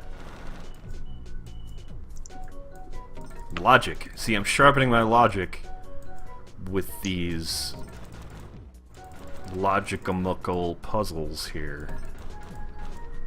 Okay, I found it. Andy corrected me and said that that's a different spelling. It's with a B instead of a Y. Oh, yeah, okay. It's the Cybermen, or whatever. They were called cultivars in the reprint. Alright, so here's his answer about... The guy asked him the question, just ask about, do you consciously make an effort to craft your work in a way that doesn't point out specific stereotypes, and do you make an effort to be clean? And this is his answer. I think I was comfortable in the only medium I had at the time, and when I began my career in the 70s and 80s, you had to be clean to get on Johnny Carson or any of the shows. So that's what I became, and I found I liked it anyways because it felt harder and like more of an accomplishment when you could pull it off. Yeah, right on, Jerry Seinfeld. I don't know anything about Jerry Seinfeld apart from watching all of Seinfeld when Seinfeld was on, and like I think I had one Seinfeld stand-up album, which is weird because I was like, Seinfeld, that guy's cool, but I also just don't know any of his shit besides that one album and then the show. There's a couple on Spotify, I think. I just bought the first 3 seasons on DVD, so I've been watching those. There's some really good extras. There's a weird thing that I didn't know about the first few seasons of Seinfeld is that they were literally week to week, like, about to be canceled all the time. Yeah, he said that they weren't comfortable until season 4 or 5. Yeah. And the first few seasons aren't bad. It's just that nobody was watching it, I think. Yeah. And apparently they were like on I think they were on Stern constantly trying to get Stern to promote the show. But I didn't realize that show was ever in danger. Yeah, the first season is rough. That's the one I just watched because it's only 5 episodes. Right. Like Elaine isn't in the first episode. She's only in one scene in the second. Kramer has a dog in the first episode. Yeah, named Cosmo. Right? No. Nope. What was the dog's name? Does he say the dog's name? And Jerry also calls Kramer Kessler, which they fix. They say why he does that in a later episode. I'm gonna look up the dog's name now. I still love Seinfeld a lot. Me too. Yeah, that's great.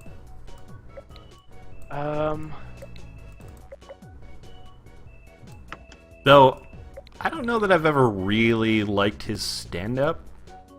I guess I haven't seen a lot of it, but... Beyond what's already in the show.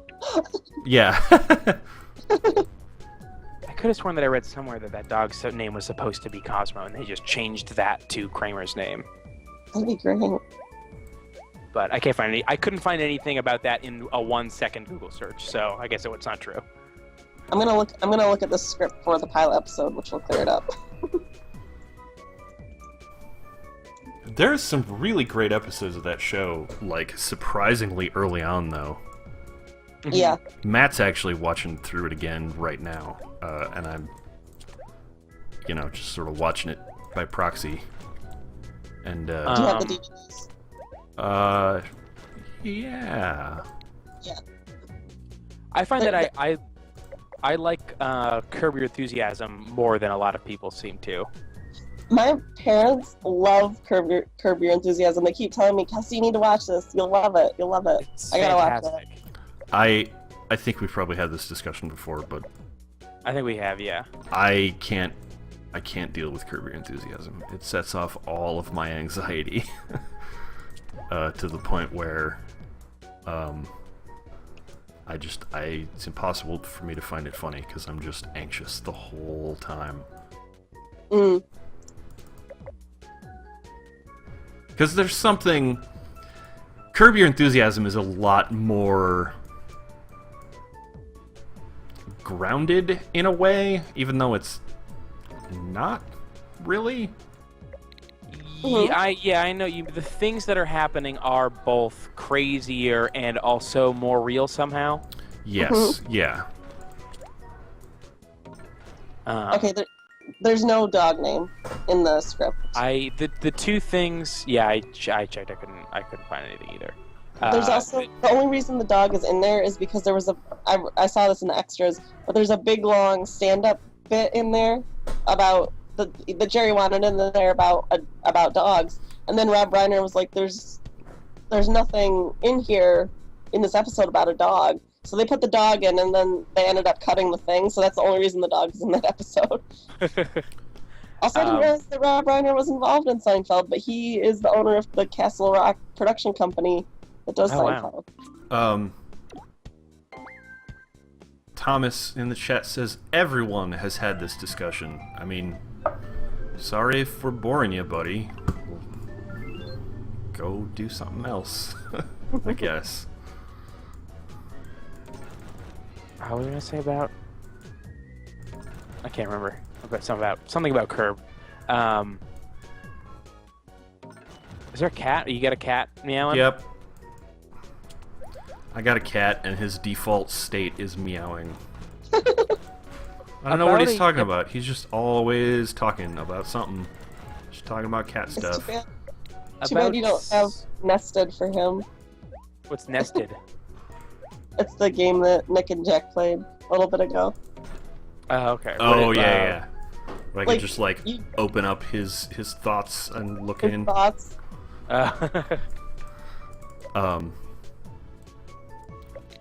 Oh, apparently, Matt just went to bed, and apparently he was meowing because he wanted to get in the room also. Oh, okay. About 6 months ago, my cat just started fucking meowing at weird times for no reason. I can't figure out, what's up. It's super annoying. Because he's otherwise not vocal at all. Doesn't meow when he needs food, doesn't meow when he wants to go in a room, doesn't meow ever. But just, sometimes it'll be midnight and the cat will just be like, I'm gonna meow now for 20 minutes. Oh, that's cool. I'm just gonna hang out here and meow. As soon as anybody comes to check it out, I'm gonna stop. And then you look at him and then he stops. And I'd be like, he's for... What's that? Is this a new thing since you moved? No, he did it at the tail end of living in that house too. I don't know what it is. He's not an older cat. I don't know. Okay. I have no idea what's going on. It's fucking weird as shit.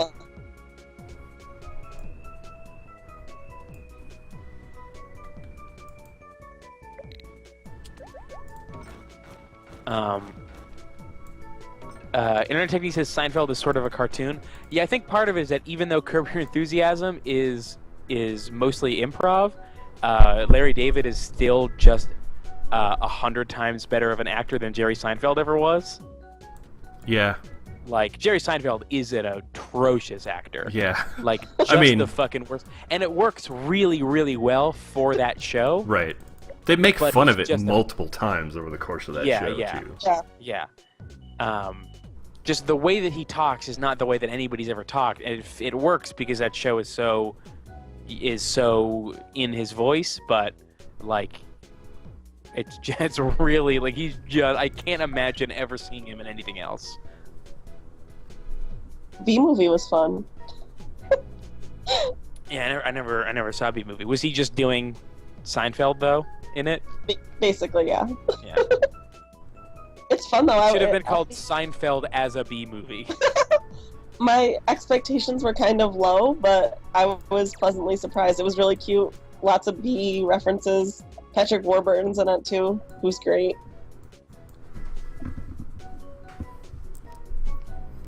You know what my favorite Patrick Warburton thing is? Is it the Emperor's Tick? New Groove? Yes. Is it the Tick? No, it's the Emperor's New Groove. I love the Emperor's New Groove too. Uh-huh. Yeah, that's really good. It's really good. That guy's great. That guy's so funny. He's super funny. Yeah, he's awesome. He was only supposed to have one episode. Of Seinfeld? Seinfeld, yeah, and they liked him so much they kept bringing him back. Good. Same thing with Bryan Cranston as the dentist. Oh, yeah. Yeah. Oh, God, yeah. Anti-Dentite was the fucking funniest thing I'd ever heard when I was whatever age I was. Yeah. That's the thing about that show that I like more than anything else. There are things I like about that show and what it's saying about people and how people act and how people shouldn't act. But I think the thing that I like most about it is that it makes these insane suppositions about what people are and aren't supposed to do, and then everybody in that universe either immediately latches onto or rejects it. But it seems like they're all working off the same the same knowledge, the same like the same week that Elaine notices for the first time someone eating candy bars with a fork and knife, then all of a sudden it's everywhere, and everybody has an opinion about it, and the entire world is focused around this fucking stupid thing. Yeah, I was actually that was the example I was gonna give. You didn't give it. Yeah, everybody immediately like, how did two people think of anti-dentite in that universe? Well, it's like like an established thing already. Like everyone has the same. Everyone is working off the same super neurotic, like manners book. Yeah. Oh man, Chat Friends Fight is a new poll. Is Chat Friends Fight, sometimes Lucas versus Vorpal Femme, who wins? Vorpal, Lucas, no one, we all win. For context, that's because sometimes Lucas and Vorpal Femme were talking about their time with martial arts. Oh, yeah. Okay. Not just a random chat fight. We're looking at tied right now. No, sorry, we're pulling ahead. 4, we all win. 3, no one. 2, Lucas won. Wait, is there a tie option? No, it's either Vorpal, we all win, no one wins, or Lucas. I think it'd be a tie.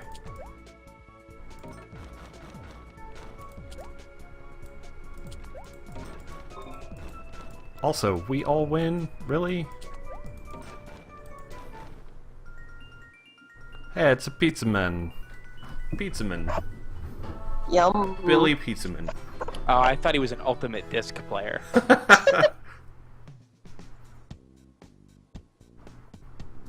Fopen says, let's get to work on that Mugen set.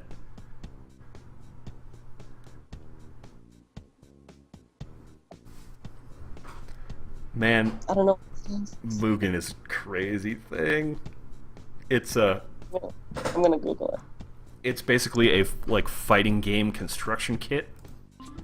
What? Like it has the basics of it's like a free fighting game engine that anyone can just make characters for.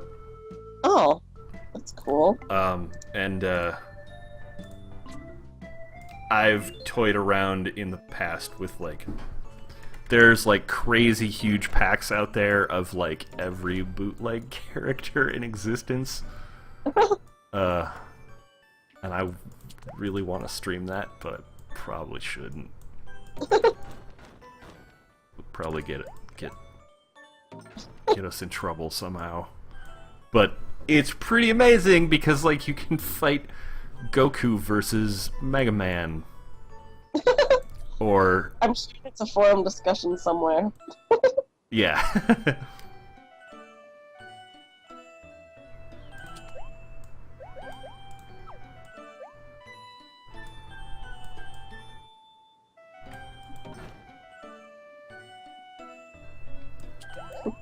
Andy Claire Media says Goku wins. Goku always wins.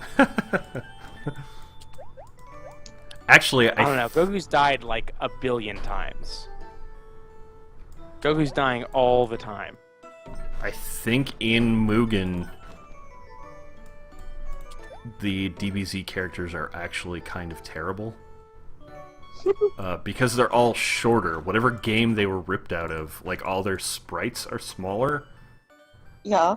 So it's either they have trouble hitting other people or something. Maybe it's the other way around. I don't know. Some weird giant. What is this? Oh, okay.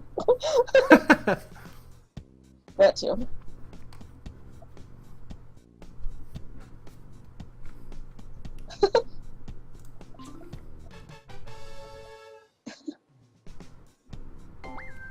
Annie Claire says, and then he beats the people who kills him, Keith. He always wins.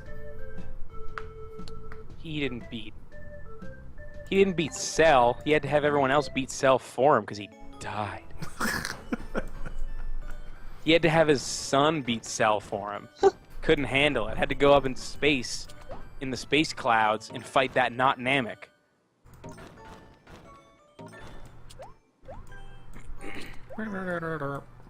Still enjoying these jams.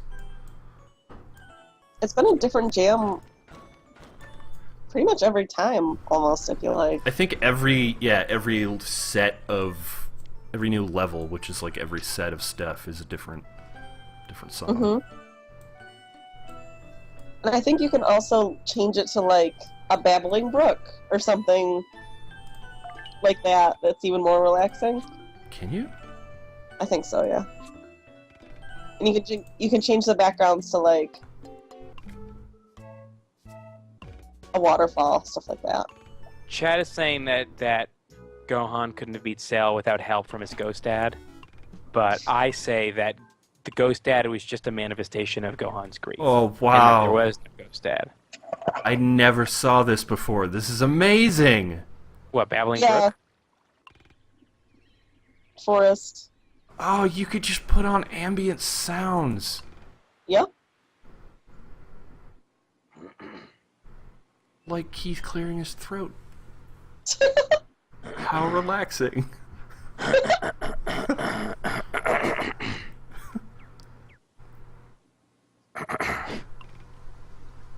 Oh, man.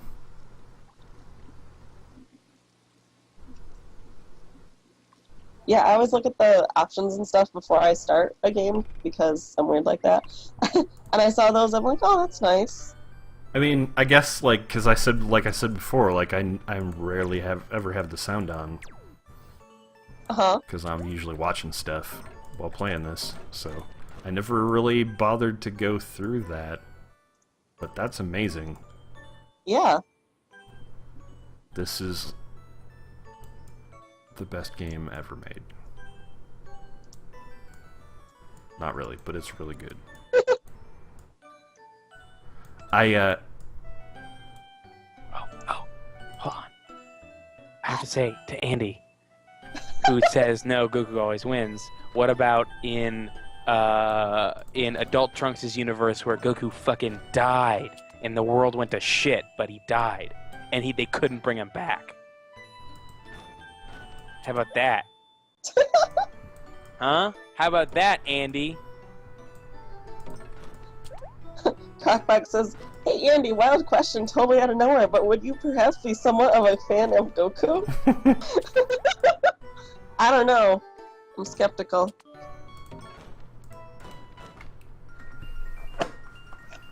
Is that a boomerang? I don't know, it's something dumb. I think it's a boomerang. That's a boomerang. Yes! I'm not this far yet. Whoa! I went right through a tree.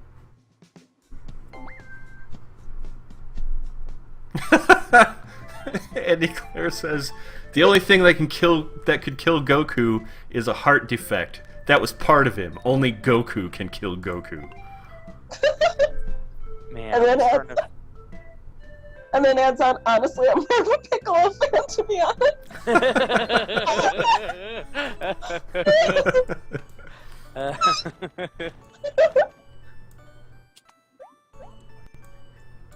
Piccolo's pretty sweet. Yeah, Piccolo's dope.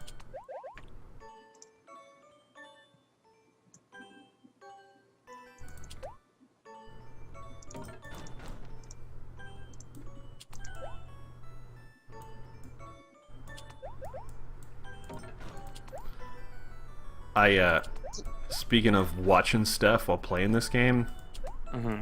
I associate this game a lot with Ghost Hunters. Oh, really? Because I watched a lot of Ghost Hunters while playing this.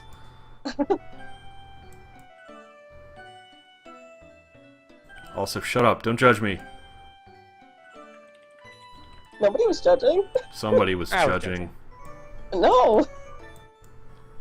Everybody gets one trashy TV thing. Ghost Hunters is my trashy TV thing. I don't have any trashy TV things. Everything I watch is perfect. Shut up. Okay, Keith. Well, that just means you just haven't picked it yet. Like, you still Yeah. have one. You just choose not to cash in the trashy TV chip.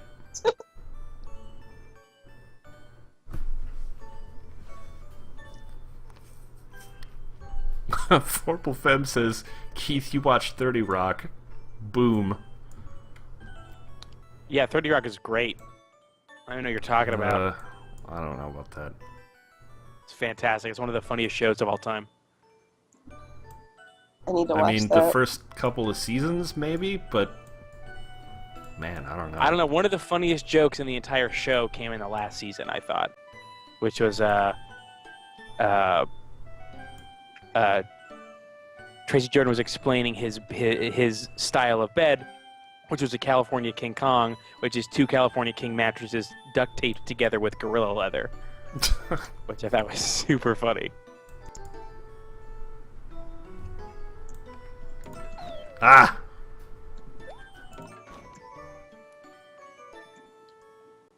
The thing about 30 Rock is there's a lot of really mean-spirited gay jokes in that show. I've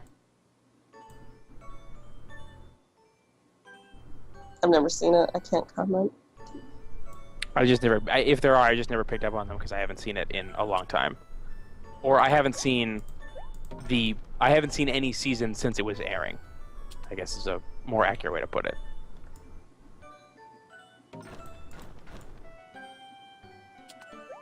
Wait, you haven't seen any seasons since it was airing? I mean, Yeah. There's no more seasons. Right. I mean, I saw season 1 when season 1 was on, and never again. Oh, You know, I see. and so with season 2, 3, etc.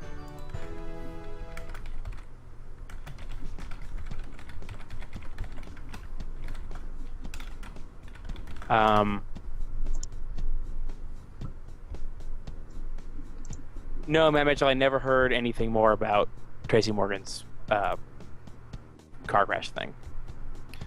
There's some really, really funny stuff early on in that show. Hey, sweet, Trey's gonna join us. Oh, sweet. Um, Oh, look at that seahorse. Ah. like the episode with the Muppets, where like I think that's in like the second season or something.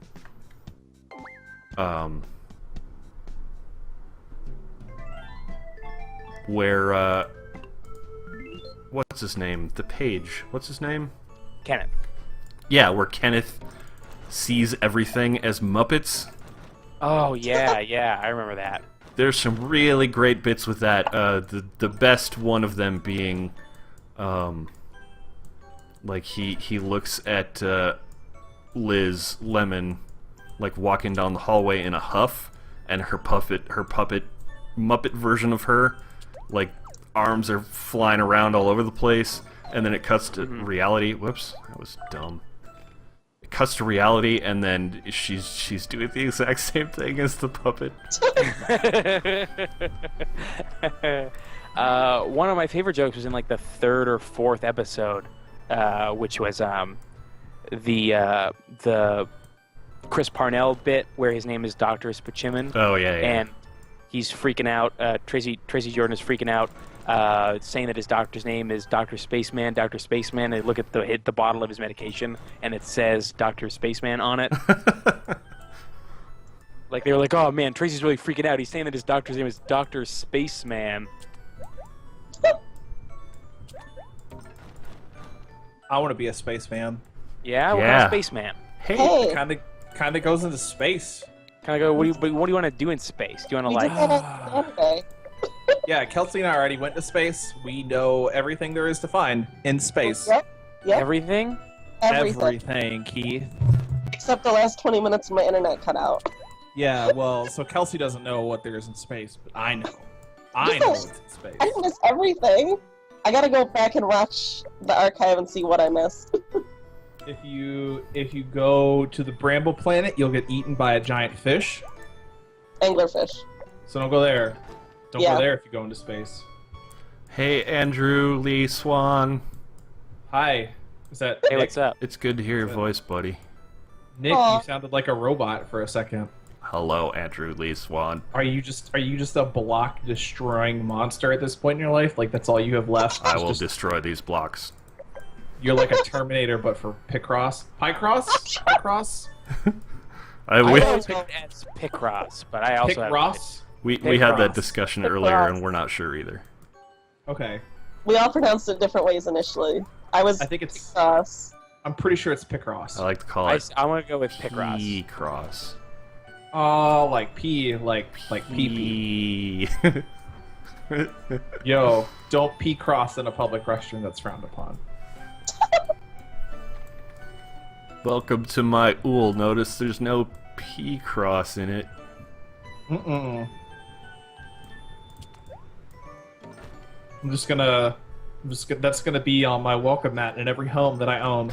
Welcome to this home. Also, don't pee cross. No P-cross. Do not Don't be a cross fucking the. monster. Do not cross the P streams.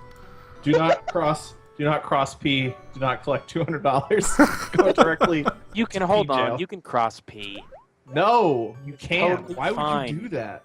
You Why would just. you I'm do not that? saying you should. I'm just saying you can. No, because then it'll If that's splatter your thing everywhere. and that's someone else's thing, then cross your P. Who cares? Well, right, if it's two consenting adults, but I'm saying I don't want people doing that in my house without like Without splash guards. no, I just don't like that's You're not not a gonna thing let. that I am You don't into. want people. But you'd never know. You'd never Look, know if someone. Whatever. because there'd be pee everywhere. Whatever No, people that's not- pee you don't on. think they clean up. You're a monster. Whatever people pee on in the privacy of their own homes is their issue. StreamFriends. Stream friends, get it like pee. Quick, somebody Nick- like bookmark this segment so that whenever Sarah makes another like StreamFriends collection, she can just lift this whole thing where we talk about peeing into each other. I'm just saying, cross your P if you want to cross your P. Last time when I went camping, all girls, we were asking the boys like what the bathroom situation is. We learned a lot. Hey, hey, hey. Peace. Peace. Peace. Rock, paper, scissors. Wait. Okay. This was originally Jankin in the Japanese version, and they changed it to peace sign. That looks. What is Yeah. that? Is that fist making a peace sign, or is it playing rock paper scissors, or Yeah, I think Does it this is. have a- I think this is some sort of Rochambeau cop out. also I feel like that hand doesn't like fingers don't do that. That looks like a fork. Does look like a Also, fucking for fork. some reason, it's in the baseball category. I Cross don't your- know. You know what they say? Cross your P, don't bend your fork. Matt Mitchell in the chat says "Pee into me" is my favorite Dave Matthews song. Me and to me, yeah.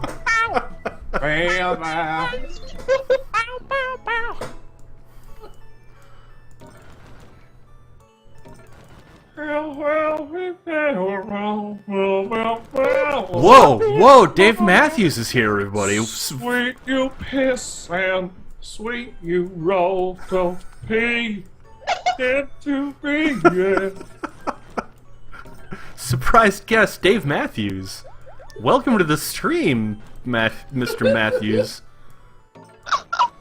Oh, man, I watched like. Do you guys remember when like VH1 had the series where they just have like bands or artists on, and they would like tell like this really like weird, convoluted, but also boring story about why they wrote a song, and they'd play like that song on an acoustic set.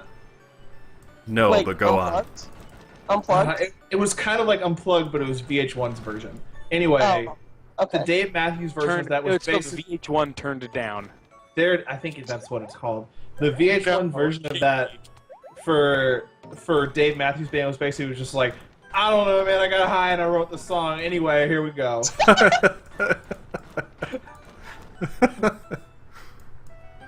I know a lot of people super into the Dave, like way into the Dave Matthews Band. I don't dislike Dave Matthews Band. I don't think I would ever go out of my way to go see DMB, but if somebody's like, hey, I've got an extra ticket But to you go would see Dave call Matthews them Band. DMB.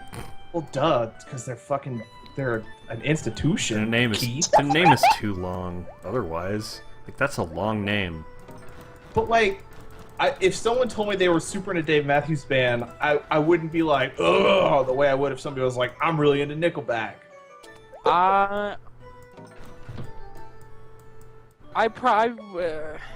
It's very complicated. Sultron says the Dave Matthews Band have been accused of dumping 800 pounds or 360 kilograms of human waste from their tour bus onto a boat filled with passengers on an architecture trip. That's fucking awesome. That's fucked up. No, that's not That's awesome. fucking great. It's awful. Oh, so it's fine if someone comes into my house and fucking pees everywhere? That's okay. Those fucking architecture dudes didn't ask for that. Look, whatever Someone to pee all over my walls, Keith. whatever people pee on in the privacy of Dre's house, that's one thing. But if you go on a cruise, I'm sorry, yeah, a cruise. Yeah. But if you're dumping poop on a cruise, come on, what are you doing?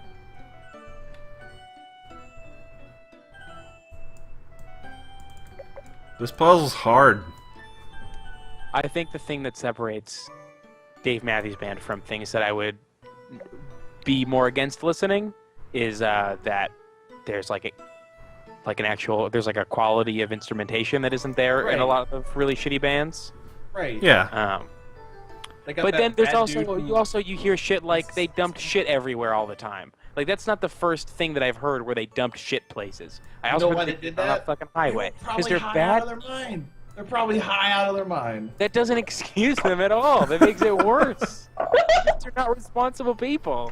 Listen, Keith, you know, some people like to take a shit on the 1% with their music. Dave Matthews Band has the fucking balls to follow through, take a literal shit on some 1%ers. Just be like, oh, let's check out the architecture of this city. Nah. I have no idea where you're going with this. Dave, listen. Nothing. Do they have a song about architecture? Nothing personifies the Occupy Wall Street movement like Dave Matthews Band.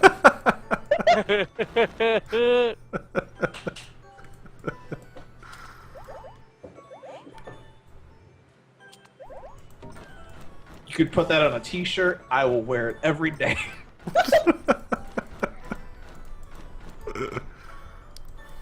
You're also, by the way, super not supposed to take dumps on a tour bus. That's like wicked against the rules. Listen, I would imagine that if you, I would imagine. Try that again. Did you say yeah? I'm just saying, like, if it's at the point where you're having to poop on a tour bus, you're probably not in a great state anyway. Polo, go to a McDonald's and poop. You can't stop. You can't stop. 300 pounds is not one accident. That's right, they not just never, one. Dave Matthews they just assumed is not. that nobody would shit on the bus, and so they never emptied it. And they're like, "Man, what's up with my fuel economy?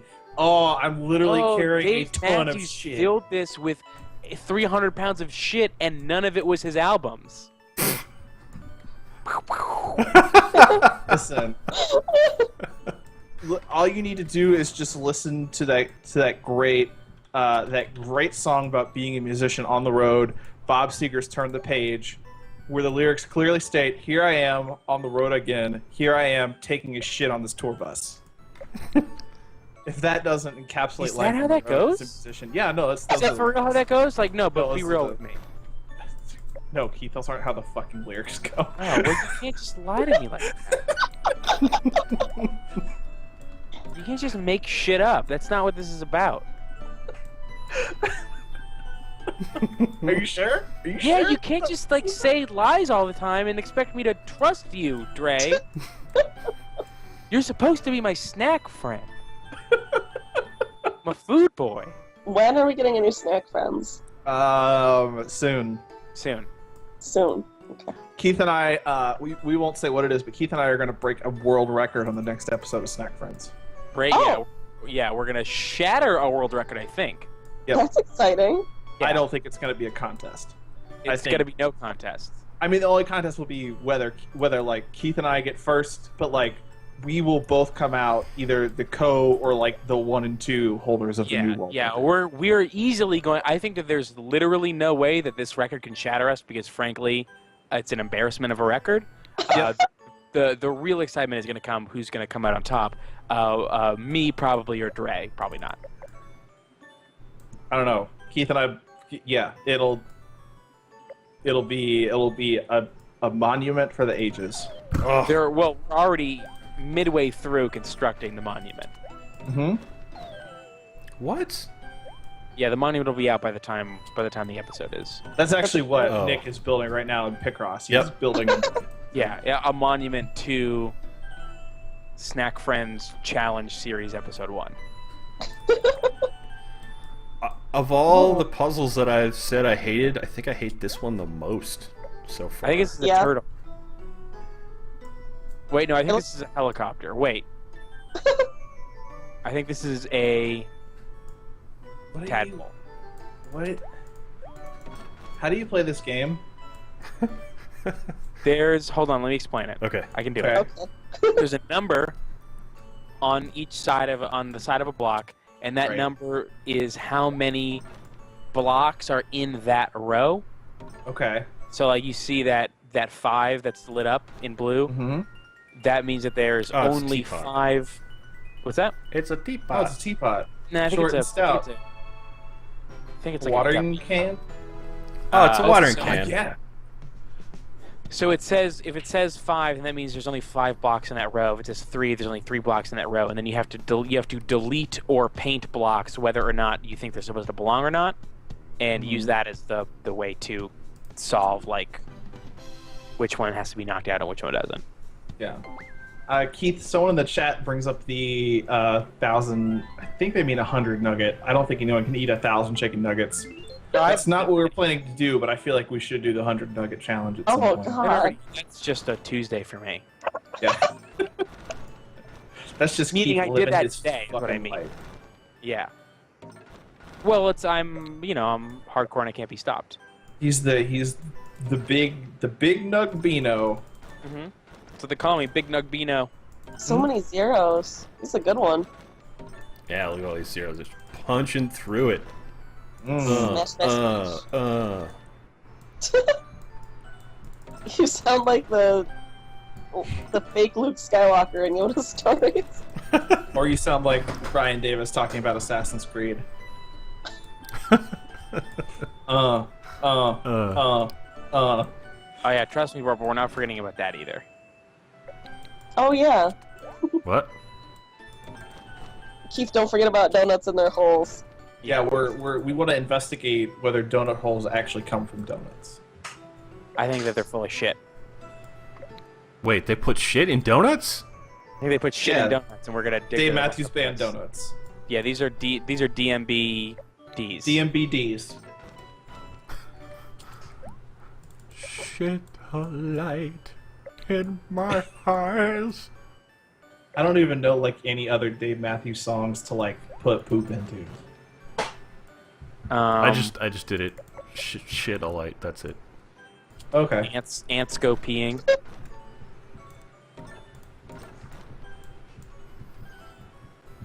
That's all I got.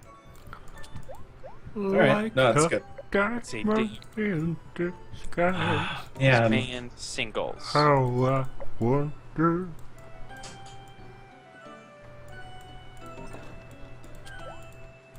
I just realized 29 singles.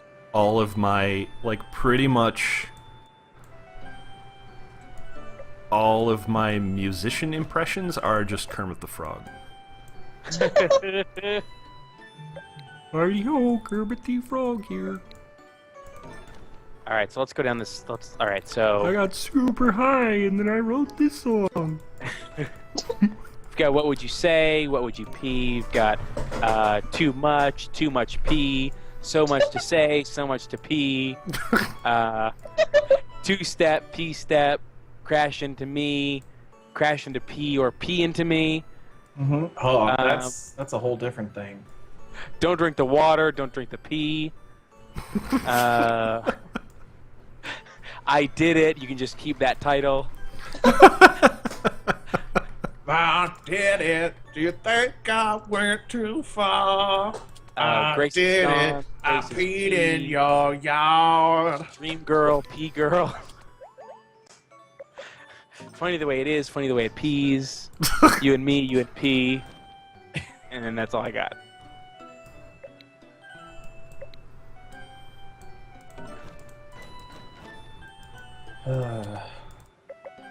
What is this? What is this monster you're making? I don't know. I think this is a kickboxer. Yeah, maybe. Sure. Oh. It's whoa. I don't. Okay. Uh, Oh, all right. What is it? Oh. Oh, it's Oh. a breakdance Oh, dancer. I was close. Okay. I would say, yeah, I was close.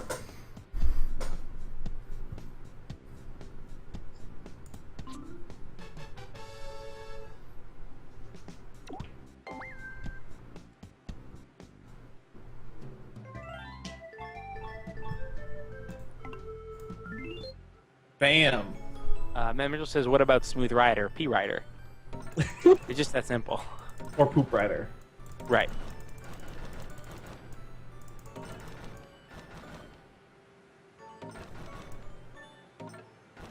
People are talking about like Yu Yu Hakusho in the chat. I don't understand what that has to do with P or Dave Matthews Band. But Yu Yu Hakusho is the best. Yup. That show's we've so been talking. good. We've been talking about anime for a long time. Oh, okay.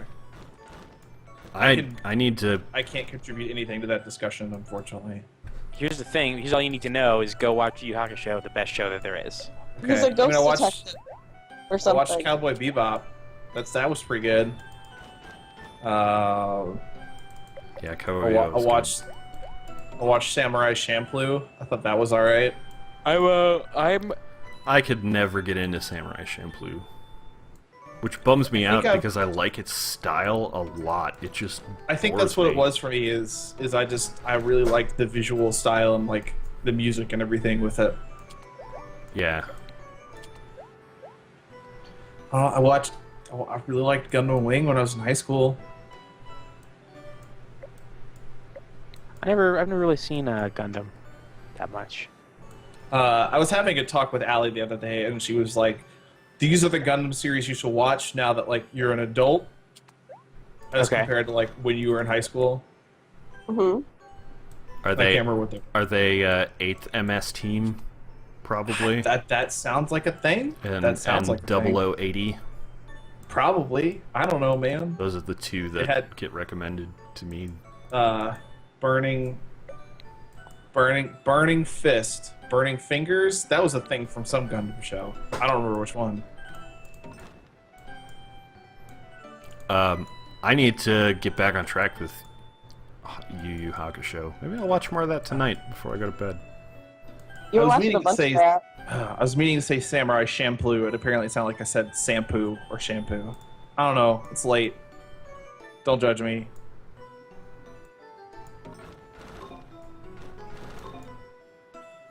How's your Dota game going? I haven't played Dota in a couple days. I'm starting to get shakes. I don't know. The shakes? No, I'm That kidding. sounds what flavor? Ooh. Oh man, you know what's really good? Wait, I Like, think he means love cabinets. I love like I love a banana milkshake. A Yeah. good banana, a nice banana cabinet. Yep. Yeah. You know what I really like?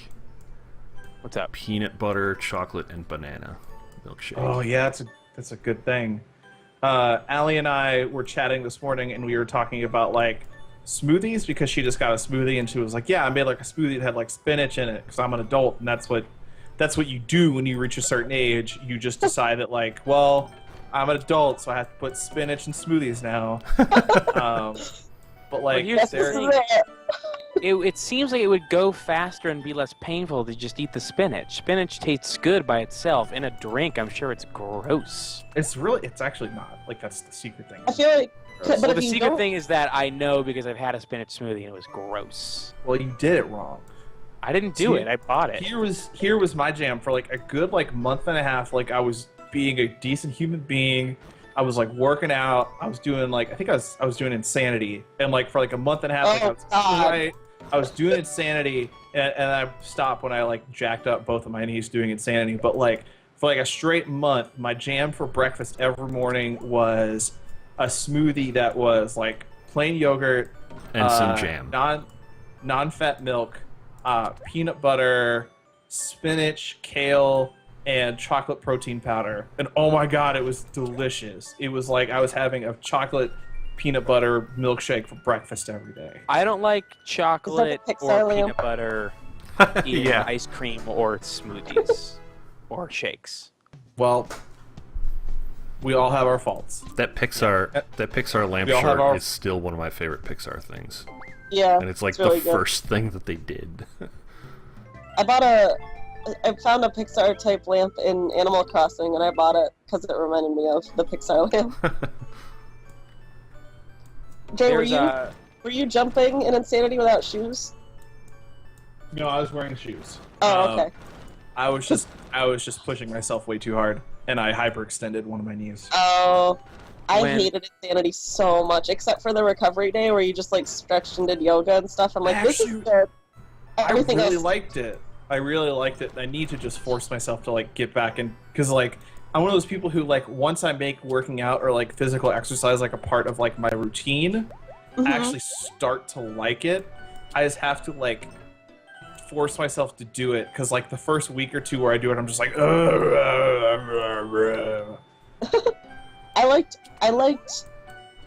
I liked other stuff just, and I really liked Sean T from Insanity. He's great, but for some Mhm. reason I just could not get into actually doing the Insanity moves and stuff. I like my bike a lot, my exercise bike. That's my thing. There you go. I hate exercising in all of its forms. But see, on an exercise bike, you can bring like your DS or a magazine or something else to distract you from the fact that you're Oh. doing exercise. The only thing that I like is treadmills. I don't even like walking or running regular, but try like treadmills. Yeah. Yes. Yeah, I it's can all zone kinda- out and just listen to podcasts and shit. You guys, the only kind of cardio I like is fucking. And The true. only kind? That's a myth, by the way. That does not burn a lot of calories. Whatever. Okay. Is that a myth? That's an unfortunate myth. Yeah, it's like 21 calories an hour or something. What? It's a really small amount. Then why do you get so sweaty? Because do you really need me to explain this? Kind of. Like, not from like your personal perspective, but like Oh, just no. from like a science standpoint. No. But like, it's because you're not. Well, it depends on how long, I guess. Also. See, Yeah. Andrew, when two people love each other very much, They fuck. Because like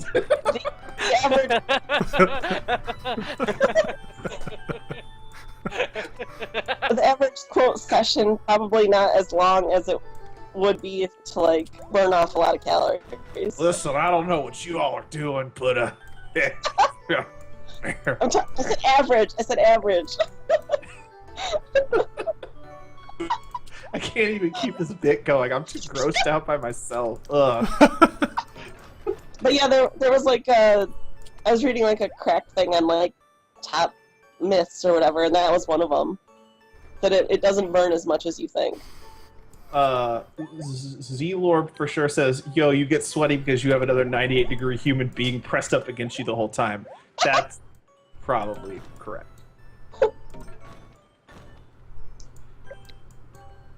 you have another fan of 98 degrees pressed up against you the whole time.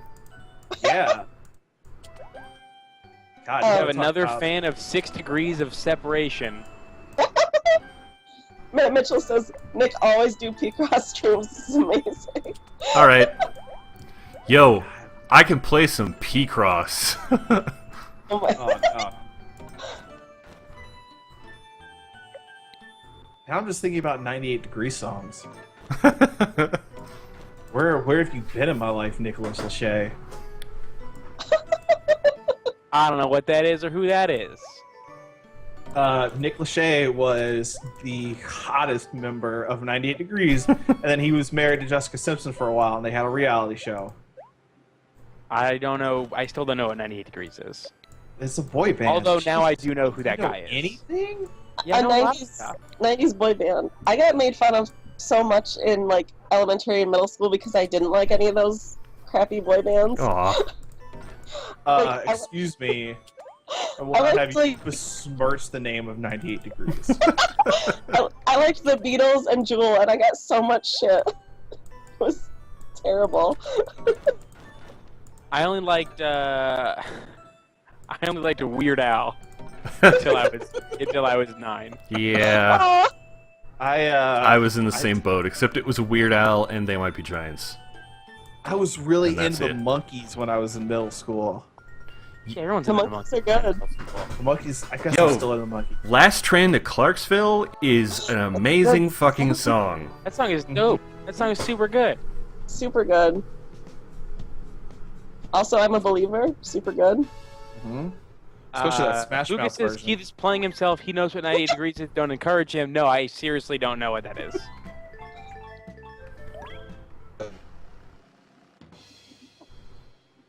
Hello? Hi. Hey, Hey, Hey? did everybody break up for a second? no, I heard a bzzz. I heard some robot noises. That was me. I didn't hear nothing. Yeah, I Excuse also, me. Nick, I also am able to add They Might Be Giants to that list. Yeah. Of being the only two things I liked until I was 9. I And then also I like the song The Yellow Submarine. Yeah. Oh, I liked Celine Dion a lot too. Oh. Huh? No, I said oh because I clicked the wrong thing, but it Oh, turned out I thought okay. you said.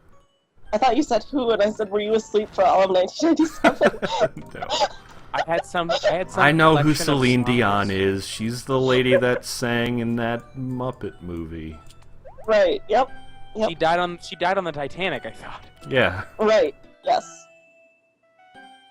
I had some collection of like Nickelodeon, like songs that were on Nickelodeon TV shows, and 2 of them were They Might Be Giant songs. I played them over and over. Those being their cover of Istanbul and then Dr. Worm. Wait. Is Istanbul a cover? Yeah, it's a cover. I mean, I know it has the same tune as an 80s song that I can't remember right now, but Let me see. I somehow never Yeah, knew that is song was a- a cover. The lyrics. Hold on. It is by Jimmy Kennedy and Nat Simpson. Okay.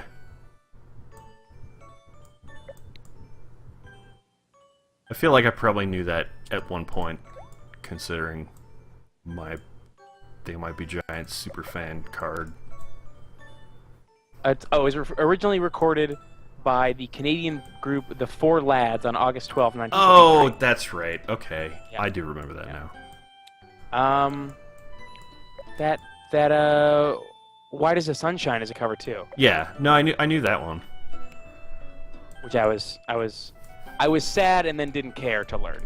I was sad at first, then I was like, I don't care.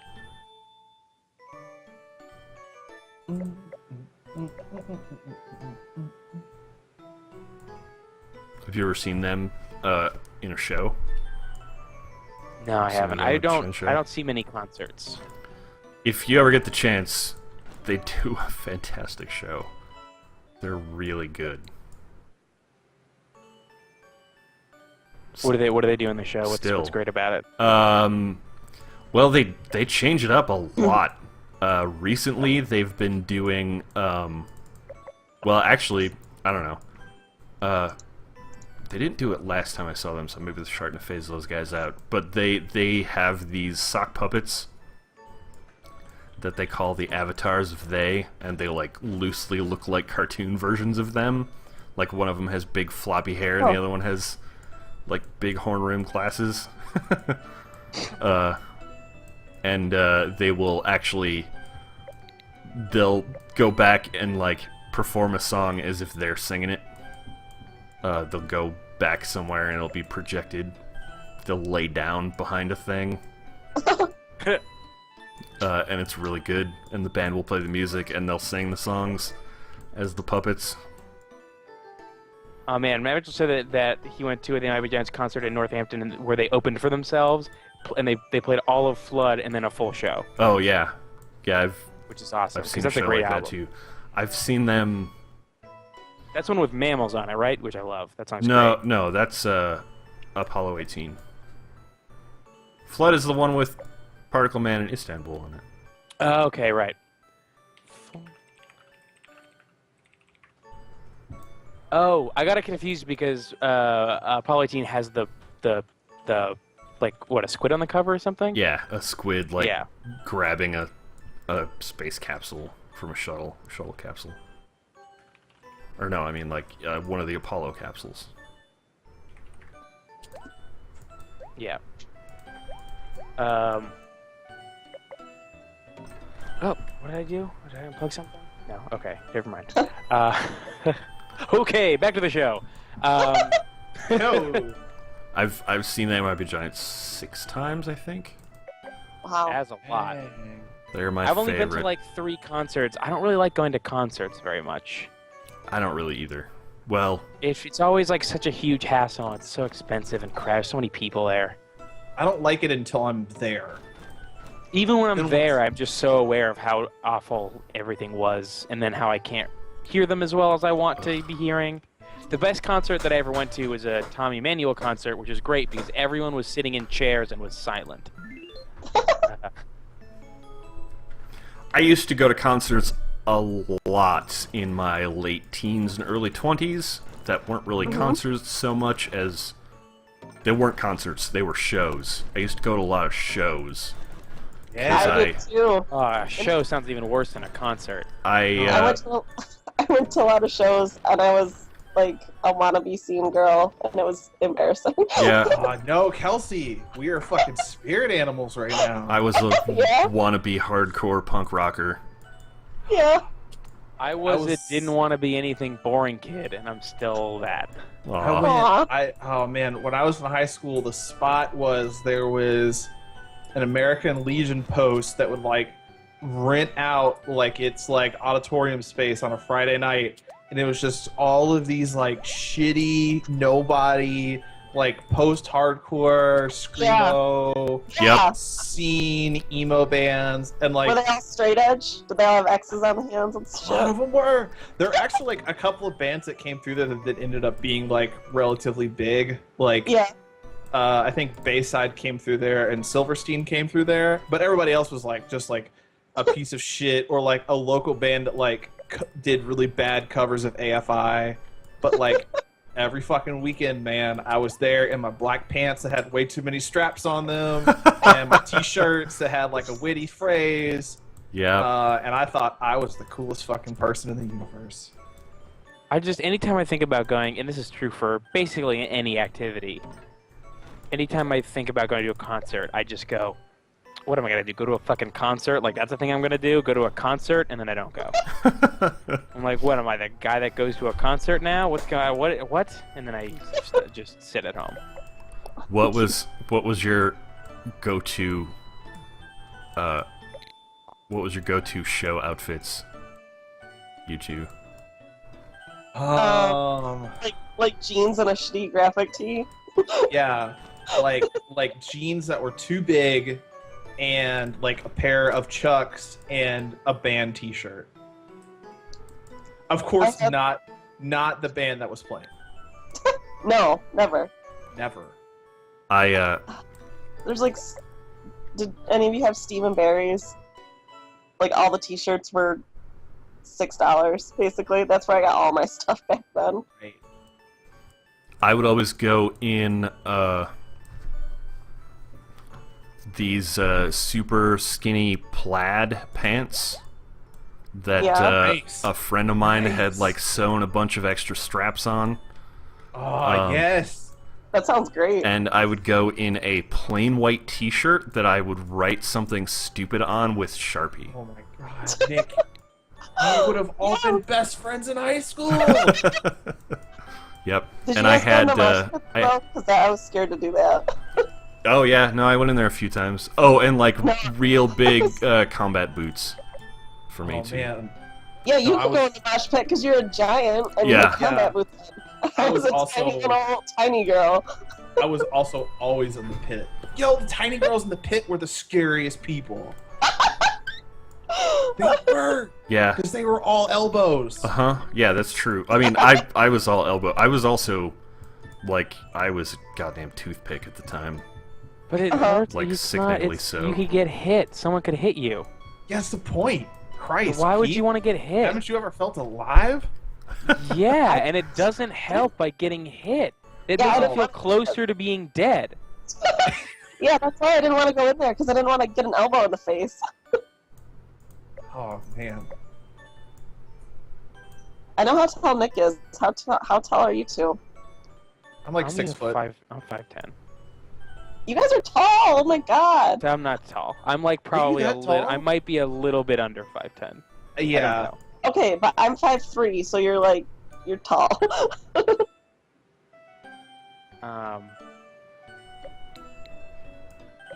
So loud in there too. It's everything so loud. Sometimes Lucas says we'd all be real great friends in high school if we could have gotten over our social anxieties, prejudices, and self-consciousness. Yeah. Yep. Yes. Yeah, see, that's the thing, is I probably would have saw, like, the both of you there and thought, that looks like a cool person, I wish I could go talk to him, and then, No, I can't talk to them. They'll think I'm dumb. Yep. I'm gonna write about this on LiveJournal later. instead, yep, Yeah. yep, I wrote Oh, man. all kinds of stuff on my live journal. I wish that I had saved my live journal because when I deleted it, I deleted I don't. everything. Mine's, I would like to go back and see that. mine's what I still, wrote. mine's still up, I think, pretty sure mine's still there. Probably wouldn't he's be that talking hard to about- find.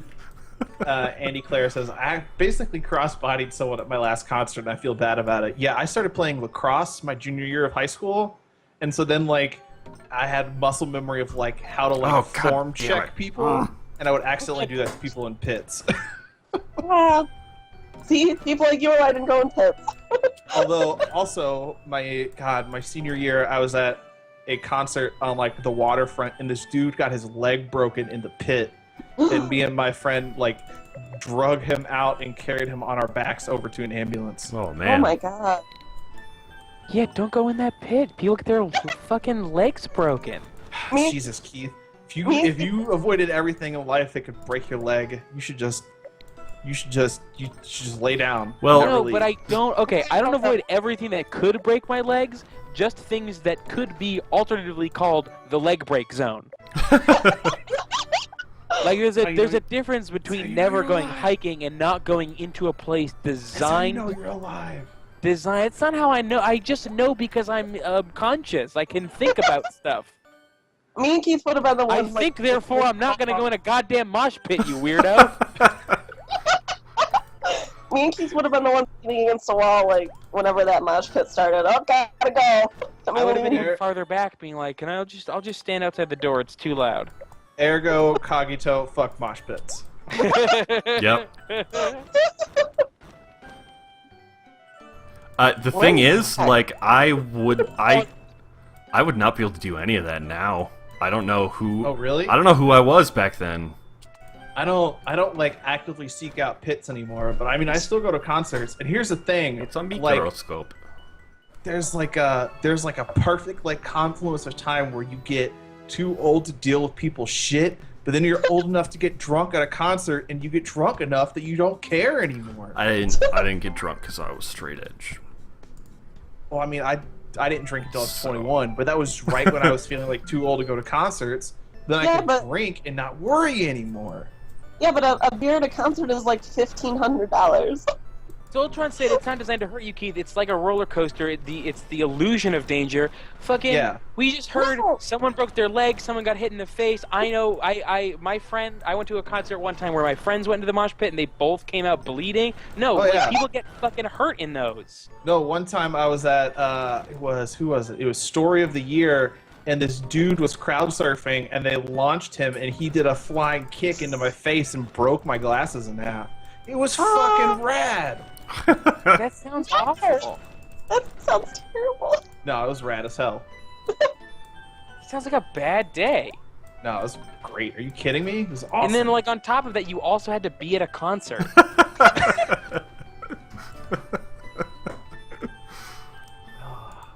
The last concert I went to was my friend's band in a very tiny bar. It was very nice.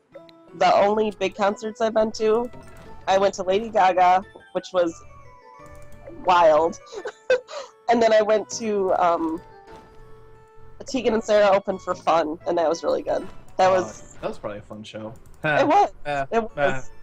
It was a fun show, good, because that's the name of the band. This is their show. I saw Fun when they were touring for their first album, so before they got like they like super blew up. And the lead singer was fucking drunk out of his mind for the whole set. And like when he was singing, he was great. Like you couldn't tell, but then like he'd do the thing where like he talks in between songs and stuff like that, and he was just like slurring everything. Would like start telling a story or like make a joke and like stop halfway through and then like awkwardly laugh and be like, "All right, this next song is called Pit," and it was good show though. Good show. Soltron says, well, you guys are all going to Super Scene Kid Screamo shows where everyone is an awkward nerd with something to prove. That's absolutely not the type of show that I'm going to, or that I'm not going to. But the ones that I've been to, where people have been hurt in mosh pits, are still not that type of show. And then Circadian Wolf says, I'm glad Keith is voicing this perspective. You can always count on me to voice the perspective of the most boring person in the whole world. I also did not like the mosh pits, just want to point that out. The mosh pit would form and I'd be like, gotta go. I'm gonna back up to the non scary part of this place. I mean, you can still go to a show without like I go to shows still and I don't mosh, but I like the feeling of like being towards the front and like swaying with a larger group of people and like feeling the bass like come up through the floor, like through your shoes. Oh god, I can't do that. It gives me a headache. It makes me feel sick. That bass feels sick. I mean,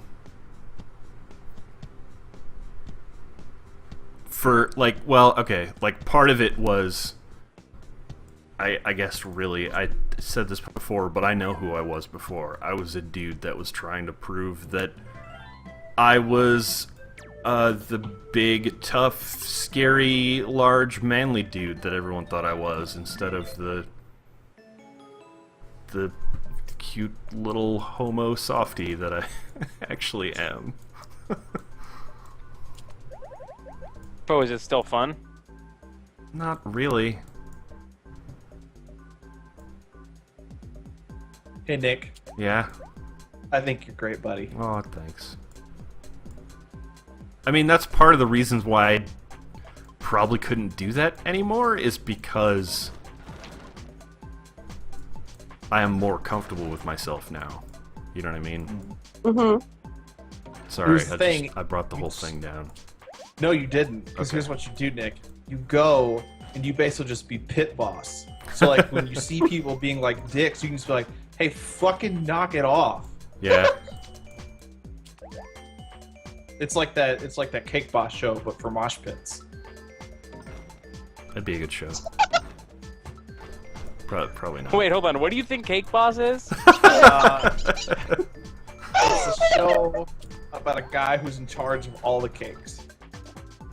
Yeah, right. He just tells the cakes what to do, Right. and they listen. Hey, you fucking chocolate cake. What are you doing over there? Get that fucking frosting on you right now. Cheesecake, get back with the fucking pies! You're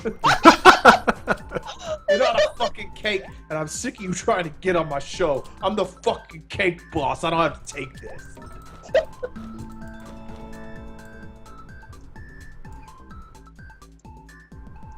What just happened? Oh. The game made a noise. I don't know what that means. So, I don't know, your clock is flashing, it's weird. Werewolf M wants to know what the Cake Boss is for real. Cake Boss, his name is, the Buddy Velastro. It is a reality TV show where he is in charge of a specialty high-end cake shop, and people come in and ask for very specific cakes, and then they go, I need it in 6 weeks, and then he goes, it's too little time, I need 7 weeks. And then someone comes in and says, I need it in 3 months, and it's like, I need 4 months to do that, and then it's always a rush, and everything's always not fine, but then it always works out because it's a TV show. Yeah. I think That's we what found Cake Keith's Boss is. guilty. I think we found Keith's guilty pleasure. Nah, I've only show. seen it twice.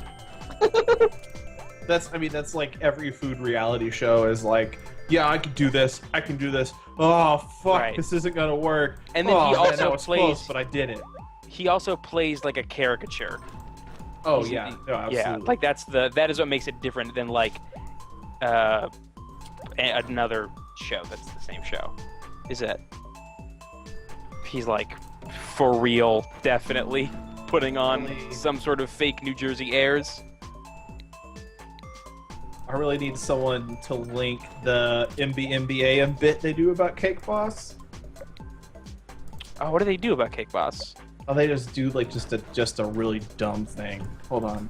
I can't remember. The only Cake Boss bit I can think of is Paul F. Tompkins' Cake Boss that he does on Comedy Bang Bang. I think someone just linked that. Yeah, Rusty Bear Trash just linked something called Cake Boss Predicts the Future. Oh yeah, that's from kind of. It's so good. I'm gonna link this MBA bit. Cake Boss! So, what? Oh, all right.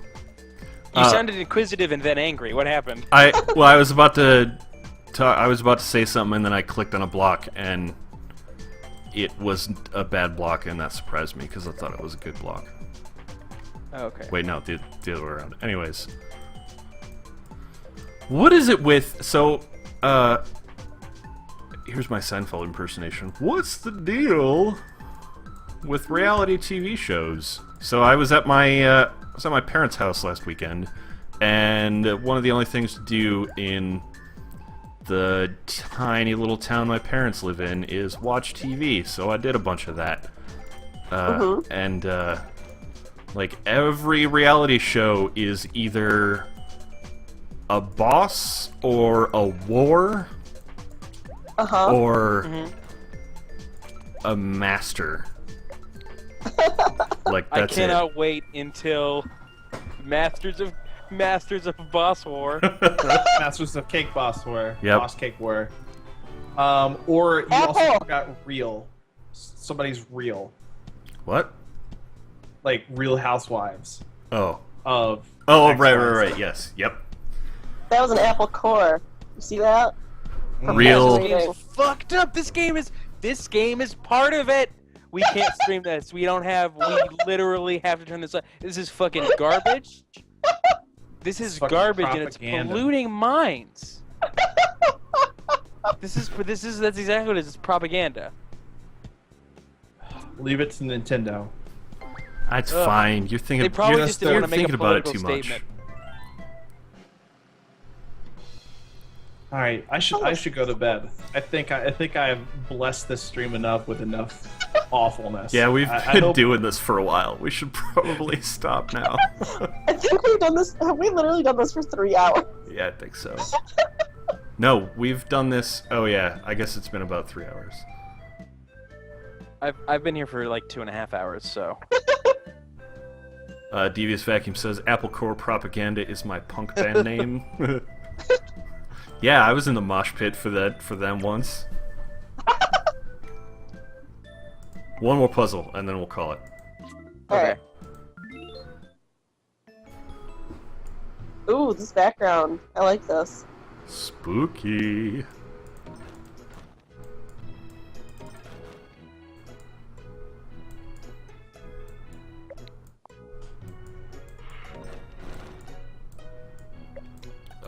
Is it that I'm gonna play Picross after this? Thank you, D-Vac. D-Vac says, who goes to a mosh pit, like, on purpose? That's what I was saying.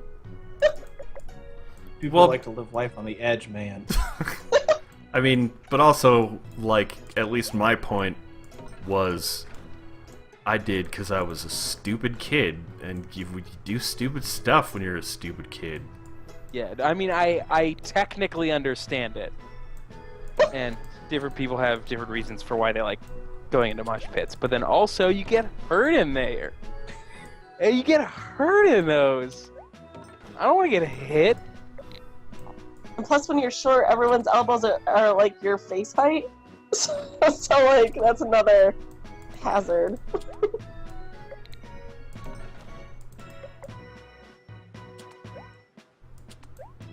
Everything's ruined. What's wrong? This happened like informally a long time ago, but apparently the dude and the lady that make up the Civil Wars formally announced yesterday they broke up. Oh. Who are the Civil Wars? It's a musical duet. I like them a lot. Yeah, they're really good. That's disappointing. Moral of says, Keith, you can't judge people for stupid kid things. You like Sonic. No, I don't. I hate Sonic. I have a soft spot for Sonic, and I loved Sonic when I was a kid. But that's been ruined. Keith, have you seen that crazy Kotaku article that's like a critical character analysis of Sonic the Hedgehog as a creation? Yeah, No. I saw it, and it's really good. It's written by it's really good, really in depth. It's written by Zolani Stewart. Is it a takedown? No, it's just it's a really smart, like, just critical dissection of Sonic as a cultural thing, but also as a product.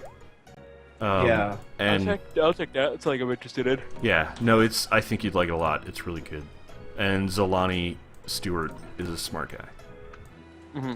I guess I shouldn't say like crazy because that's like more negative than I mean. It was just like I have never fucking thought about Sonic the Hedgehog in this way before in my life. Yeah, I wonder how much of the stuff that he talks about is stuff that I've had to think about, whether or not I've talked about it or not. Keith, I'm sending you the thing. There you Okay, go. thanks. I'm gonna send you the Sonic article, Keith.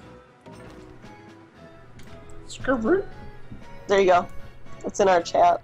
Great, thanks. Oh, and I should put it in this chat too in case anyone else wants to read it. There you go.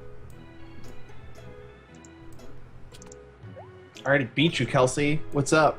Shh.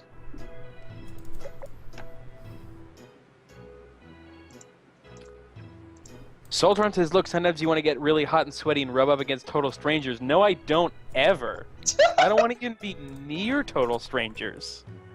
Keith, at one point we were total strangers. Yeah, but I was never near you when we were total strangers. I think we met when we were still mostly strangers, and it was a little awkward. Like on both of our parts. It was awkward mostly because I was in like super rush mode that day. Yeah. That was a fucking insane weekend for me. When was this? Was that at a This PAX? is PAX, yeah. That was the PAX where I worked like 40 hours out of 50 hours and then had to miss the first day of PAX because I had to work unscheduled and then they fired me so I could go to PAX. But I had scheduled meeting up with a bunch of people for Friday and Saturday and then had to cram it all into Saturday and I was on no sleep and it was a fucking nightmare.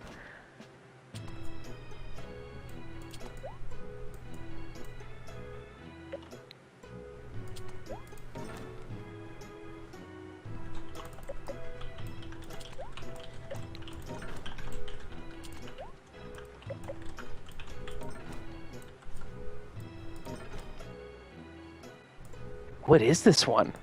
I have no idea. Oh, it's a paperclip. Oh, okay. I see that. It's Clippy Ah. taking a nap forever. Taking a dirt nap. Taking a dirt nap. Hey, Clippy. You look a little tired. People are discussing which stream friend they would rather rub up against the most in chat. Oh dear. To which like- I can only say, probably don't do that. Yeah. So far, the only answers are Phil and Austin, and I would have to agree. Oops, I played I another don't know. puzzle. I met Phil. I wouldn't have rubbed up against Phil. I mean, Listen, Phil and I met in college. You know, things happen. Things Weren't you happen. roommates? You were roommates, right? No. No? Whatever. Oh. Are you soulmates? Why do you think I'm here, man?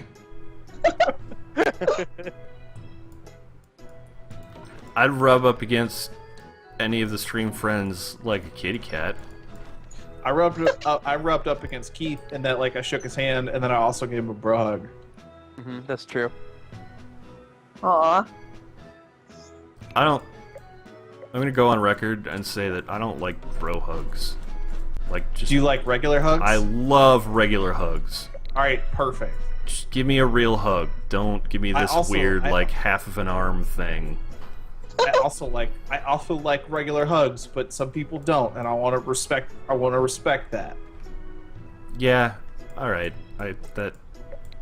Sure, that makes sense. Blunt the King says, I want to rub two stream friends together to make a fire. That's how that works.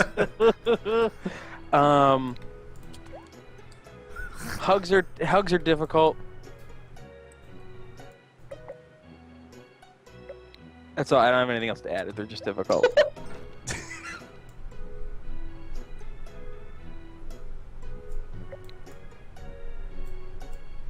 I mean, you just, like, sorta... You mean, like, logistically, or... No. Mentally. Okay. Two of my friends wanted to start a website called awkwardhugs.com, and then they would just act out like a hug gone wrong in all the ways they could think of. If That seems like it could be pretty funny. Yeah.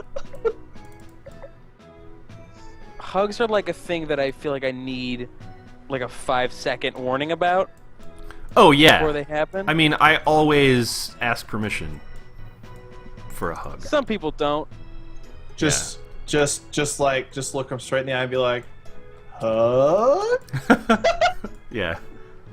Except when I do it, it's more like, hug me, hug me. That's what I'll do the first time I meet any of you in person. me. I'll be, hug. Hug? Question mark? Hug. Hey there, hamstray, give me a hug. Oh, shit.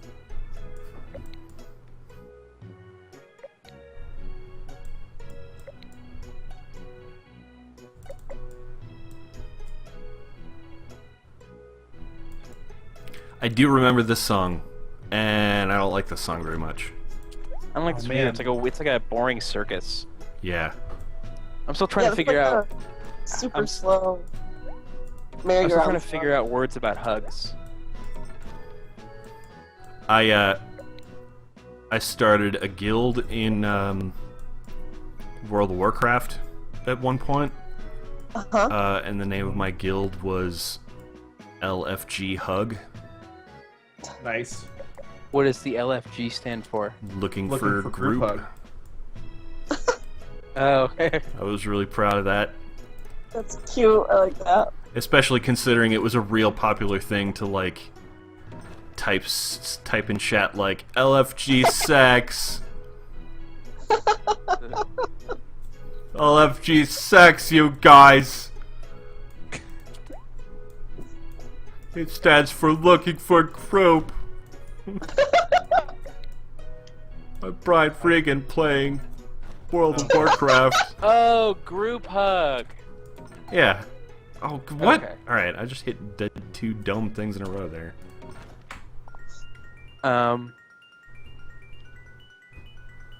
It's half of a muffin on top of a donut. Oh no, it's a ring. Close. Oh, it's a ruby ring. Wait a minute, that's not a ruby ring. What is going on here? I didn't make all those rings. Jordan Mallory says LFG Bonzo.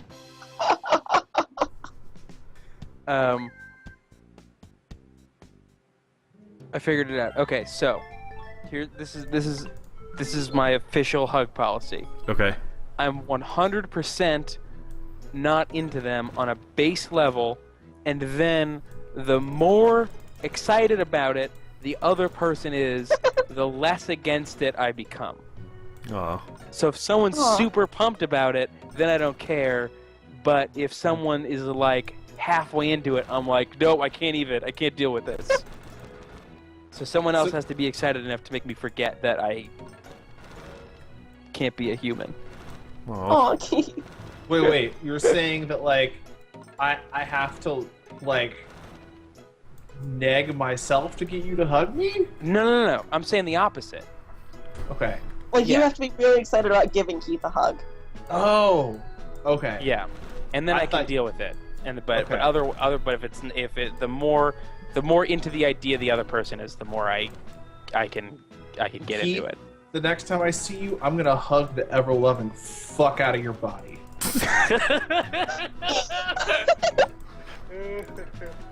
Let's reenact this. Let's see how this might go. I'll be Okay. Is this going to be a multi-situational thing where you're going to do different things and I'm going to have to respond to it, or is this just a one-off? we can do a multi. I hadn't thought about a multi-situational, but if you wanna explore a couple of different scenarios, I'm here for you. All right, sure, let's go for it. All right. So you be Keith, Okay. and I'll be someone that really wants to give you a hug. Okay. Hey, Keith. Hey, buddy. It's good to see Hey. you. Oh man, you two How's great. it That's all- going? Hey. Hey. Pretty good. How are you? Good. Hey, I'm gonna give you a hug. Okay? It's been a while. I haven't seen you in a while. I'm gonna Yeah. give you a hug. Yeah. Sure. Yeah. Hey. And then then we hug. Oh. Okay. And scene. I was expecting there to be more pushback. No, I'm not. No, I'm not a. He's not I mean- a monster. I was expecting there to be more hug foreplay. Oh really? Is there hug foreplay that I'm missing out on? No. Or, like, no. or should we have whose arm goes above which arm, and is it which? How does we? Do we lean left? Do we lean right? And then we bonk arms with each other, and then we both laugh Bonk arms. because we don't know where to put the. I don't know. Oh, Hey, No, are you making a goldfish right now? Is that what you're making? I have no idea.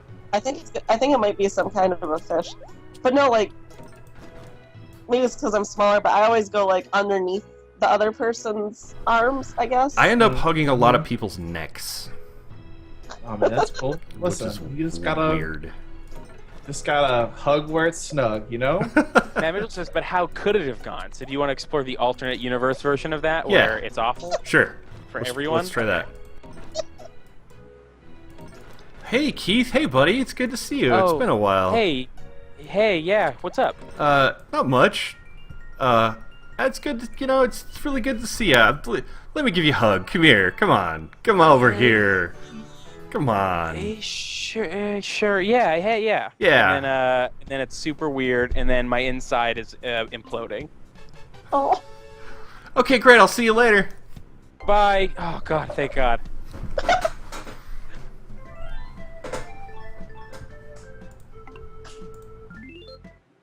Oops. I played another puzzle.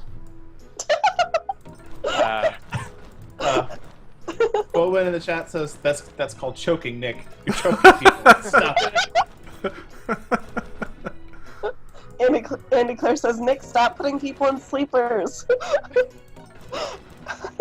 I just want everybody to be just real relaxed Did you learn all how the to hug time. things from Lenny of Mice and Men? Is that how you learn to hug?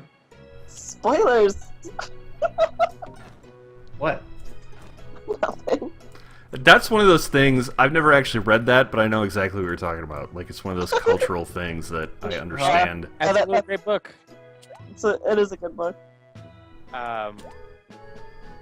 Lucas says, if I ever meet Keith, we can just air guitar. Yeah. Just air guitar. No germs. It's cool. Yeah, so I guess what we've learned from that hug scenario is that really, if somebody asks me to hug, the only thing that's going to happen is it's going to seem pretty much perfectly normal for the other person, but on the inside, I'm either going to be into it or I'm going to be exploding. So. Okay. Keith, what if I just walked up to you and said, "Get hugged, son," and just hugged you? I might attack you. Okay. So don't. Wait, do we know each other? Yes. Like if it's me, and I just say, "Get hugged, boy." Do I know that it's you before you start hugging me? Do you recognize my voice? Do I know that you're in the Boston area?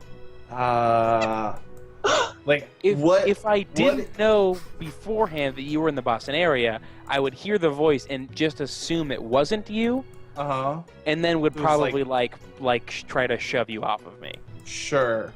What's the mythical creature that can imitate someone's voice in order to lure people to their death?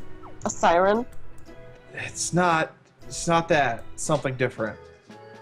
Hippogriff. No. A mockingjay. That's not a mythical creature. A Bogart. Professor Quirrell. Hypocrite. Whatever it is, it's basically that, but instead of killing you, it wants to hug you.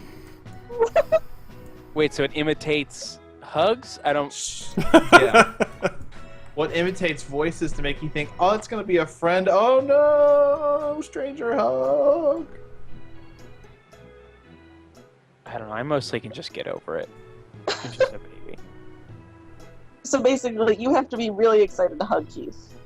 Yeah. I mean, the more... I totally understand we're joking around, but I understand that being physical with people is tough. Like, that's not it can be weird and awkward, and there's stuff. Everybody's different.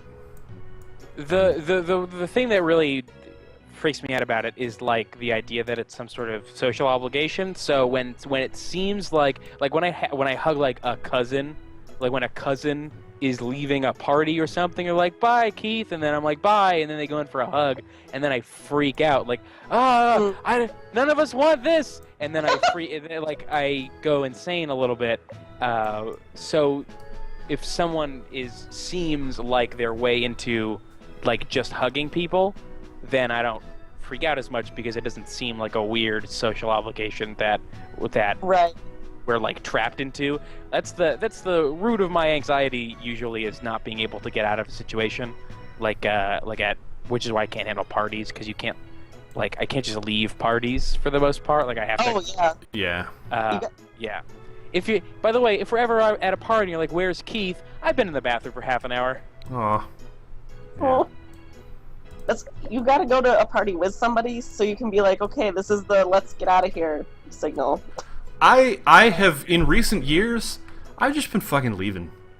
And if I can't get a hold of anybody to to them I'm leaving, you just text them and just bounce. Yeah. I don't even text them half the time. I just bounce because I've decided to not no longer force myself into social situations that I don't want to be in, because it causes me a lot of stress. Yeah, me too. Going to parties with people, I find is actually harder. If I went to first of all, okay, so this is a fantasy. If I went to a party by myself, which I never would, I could just leave and not tell anybody, and that would be fine, because there's nobody there that's with me. If I went to a party with people, then I would feel the obligation to stay and be there with them. And a party basically has to be 80 to 90% people that I know and want to be there, or even one or two people that I don't know will totally throw off my party game. Yeah. I'm super not a party person either, so I've remedied this by just being the hostess of every party. So then I can have people leave when I need them to leave. I can never ask for somebody to leave my house. Yeah, see, that's worse for me. If I'm hosting a party and, man, this has only happened to me a couple of times, but if I'm hosting a party and someone brings a guest without telling me, Oh God. That's Oh, it's like the worst. it's happened a couple of times, and I just want to die. Like I cannot be happy the whole night. Yeah. Right, because If you it's feel like if it's you someone that are, I like, don't know, like you're responsible for making sure that person has a good time. yeah. Right. Ugh. I don't I guess- like this puzzle. God damn it! I'm just gonna start smashing blocks. I used to, this. like Nick. I used to have like so many of those like anxious feelings, and I don't know what changed, but like I just don't give a fuck anymore about so many of those things, and I don't know what happened. Well, if you Wait, what don't you give a fuck if you about? figure out what happened, let me know because Right. Well, like Nick was saying, like he feels anxious about Shit throwing like, ruins people out my of his life. house or asking people to leave, and like I used to totally feel that, and now I'll just be like, nah, you gotta go. Like, see ya. You bye. I can't. I see we can't do that. I can't do anything. I just can't do anything.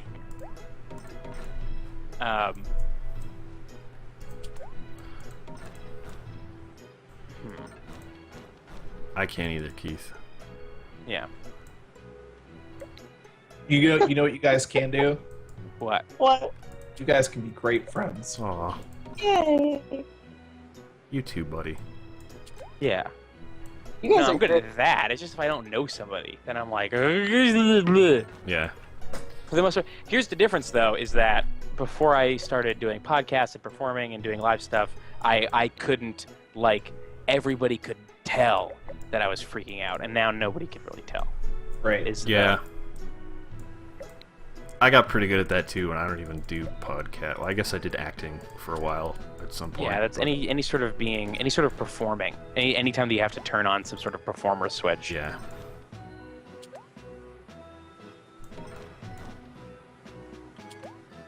And that, like, kind of just makes it worse. Well, I mean, it makes it better in some ways and worse in others, because it's like, alright, I'm gonna go into this mode where no one knows I'm miserable because I don't want to ruin anybody else's time having them worry, because then I'm gonna worry about them worrying about me. Wait, sorry, can you repeat the first part? I missed it. Not really. Okay. It's, I was saying, like, that can be, like, it's kind of good to have that tool, but bad at the same time, because you end up, I don't know how it is for you, but for me, I end up, like, putting myself in situations where I'm like, alright, I gotta turn this thing on so no one knows that I'm miserable right now, because I don't want them to worry about me, and I don't want to ruin anybody else's time. I don't want to be a burden. I don't want to be a drama queen about anything. But then I gotta worry about other people realizing that I'm not having a good time, and then I gotta worry about them worrying about me, worrying about them worrying about me. I don't have that so much. I only do it because, like, it's the same thing with like the sort of forced situational hug, where it's like my biggest social fear is someone else being uncomfortable or nervous or not knowing what to do or not knowing how to respond to things that I've done. So it's mostly like once I flip on that mode, it's more like just a relief that I don't have to put that I'm not putting anybody else off, because that's I'm not worrying about them anymore. That's like the fix to me worrying about stuff Yeah. more than the cause.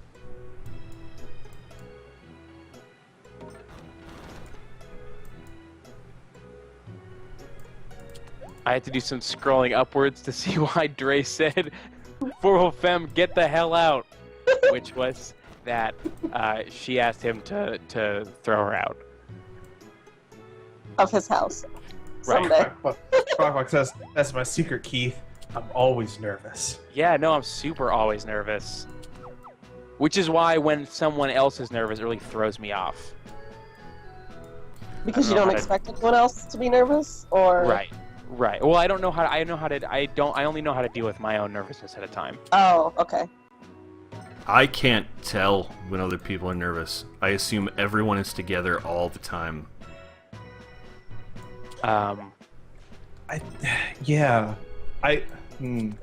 I think like I mentioned, like there was like a point in my life where like those things didn't bother me, and I'm trying to put my finger on what happened. And I think it's a combination of realizing that most other people are just as worried about all this shit as I am, and then also only worrying about the opinions of people to who they don't.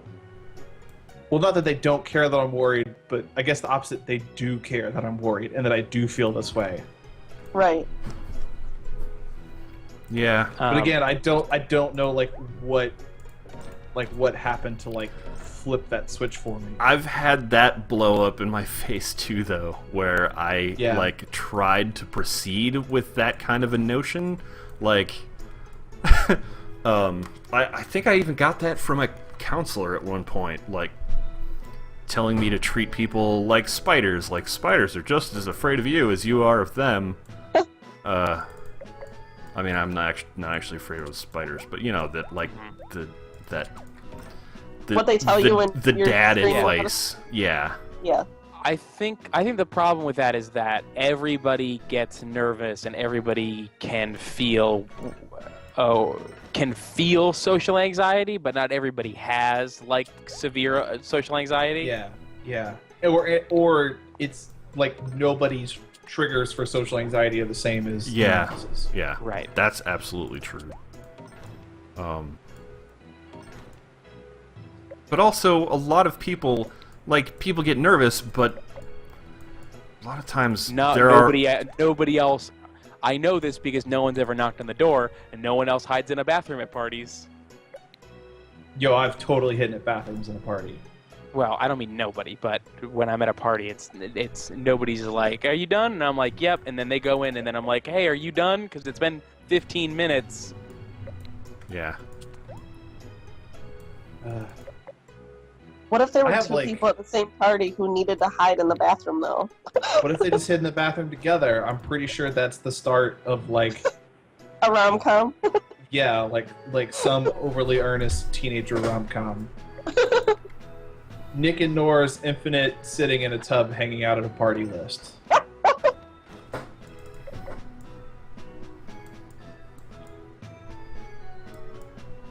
I just don't have to go to parties anymore. Yeah, I kind of don't either.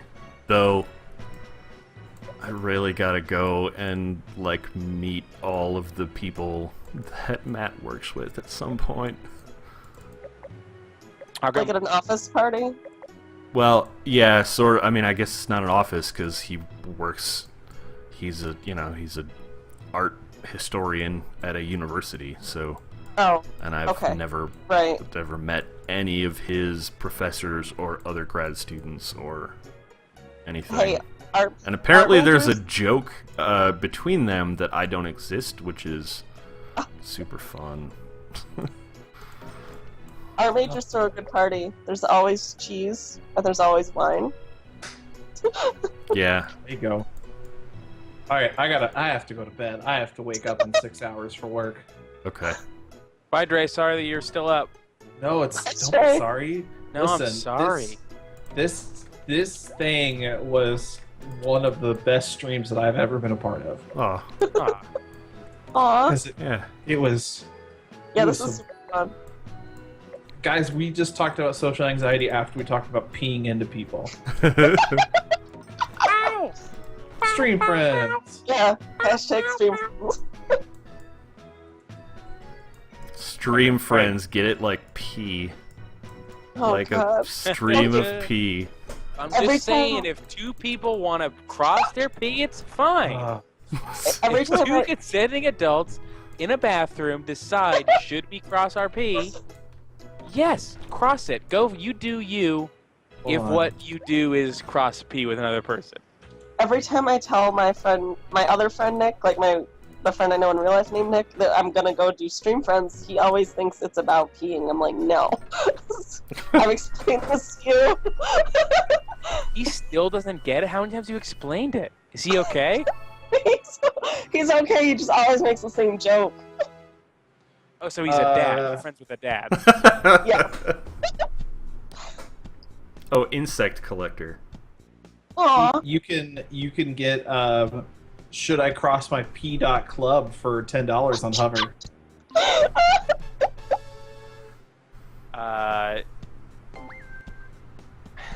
Demo says, I got here in the middle of the social anxiety chat, and now I don't know what's happening. Earlier we were talking about everyone else seems to disagree, but I think that if two people decide that they want to cross their P, it's totally fine. Cross your P.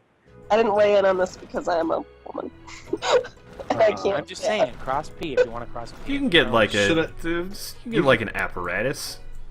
You can get Some Should I kind? cross my P.pictures for $8? That feels like so much work, though. That'd be a lot of work. Yeah, you're right. Should I cross my P.partners for $37? P streams crossing got exposed. No. I can get Should I cross my P.academy for $23? Ooh, should I cross my P.institute for $16? Cross the P streams dot photography. Oh, I clicked the wrong. That's it. The stream is over. The stream is over. Jordan, should Good night, I cross everybody. my P.Tokyo cost $9.81? Pcross.ninja. Night, everybody. Good night. Night.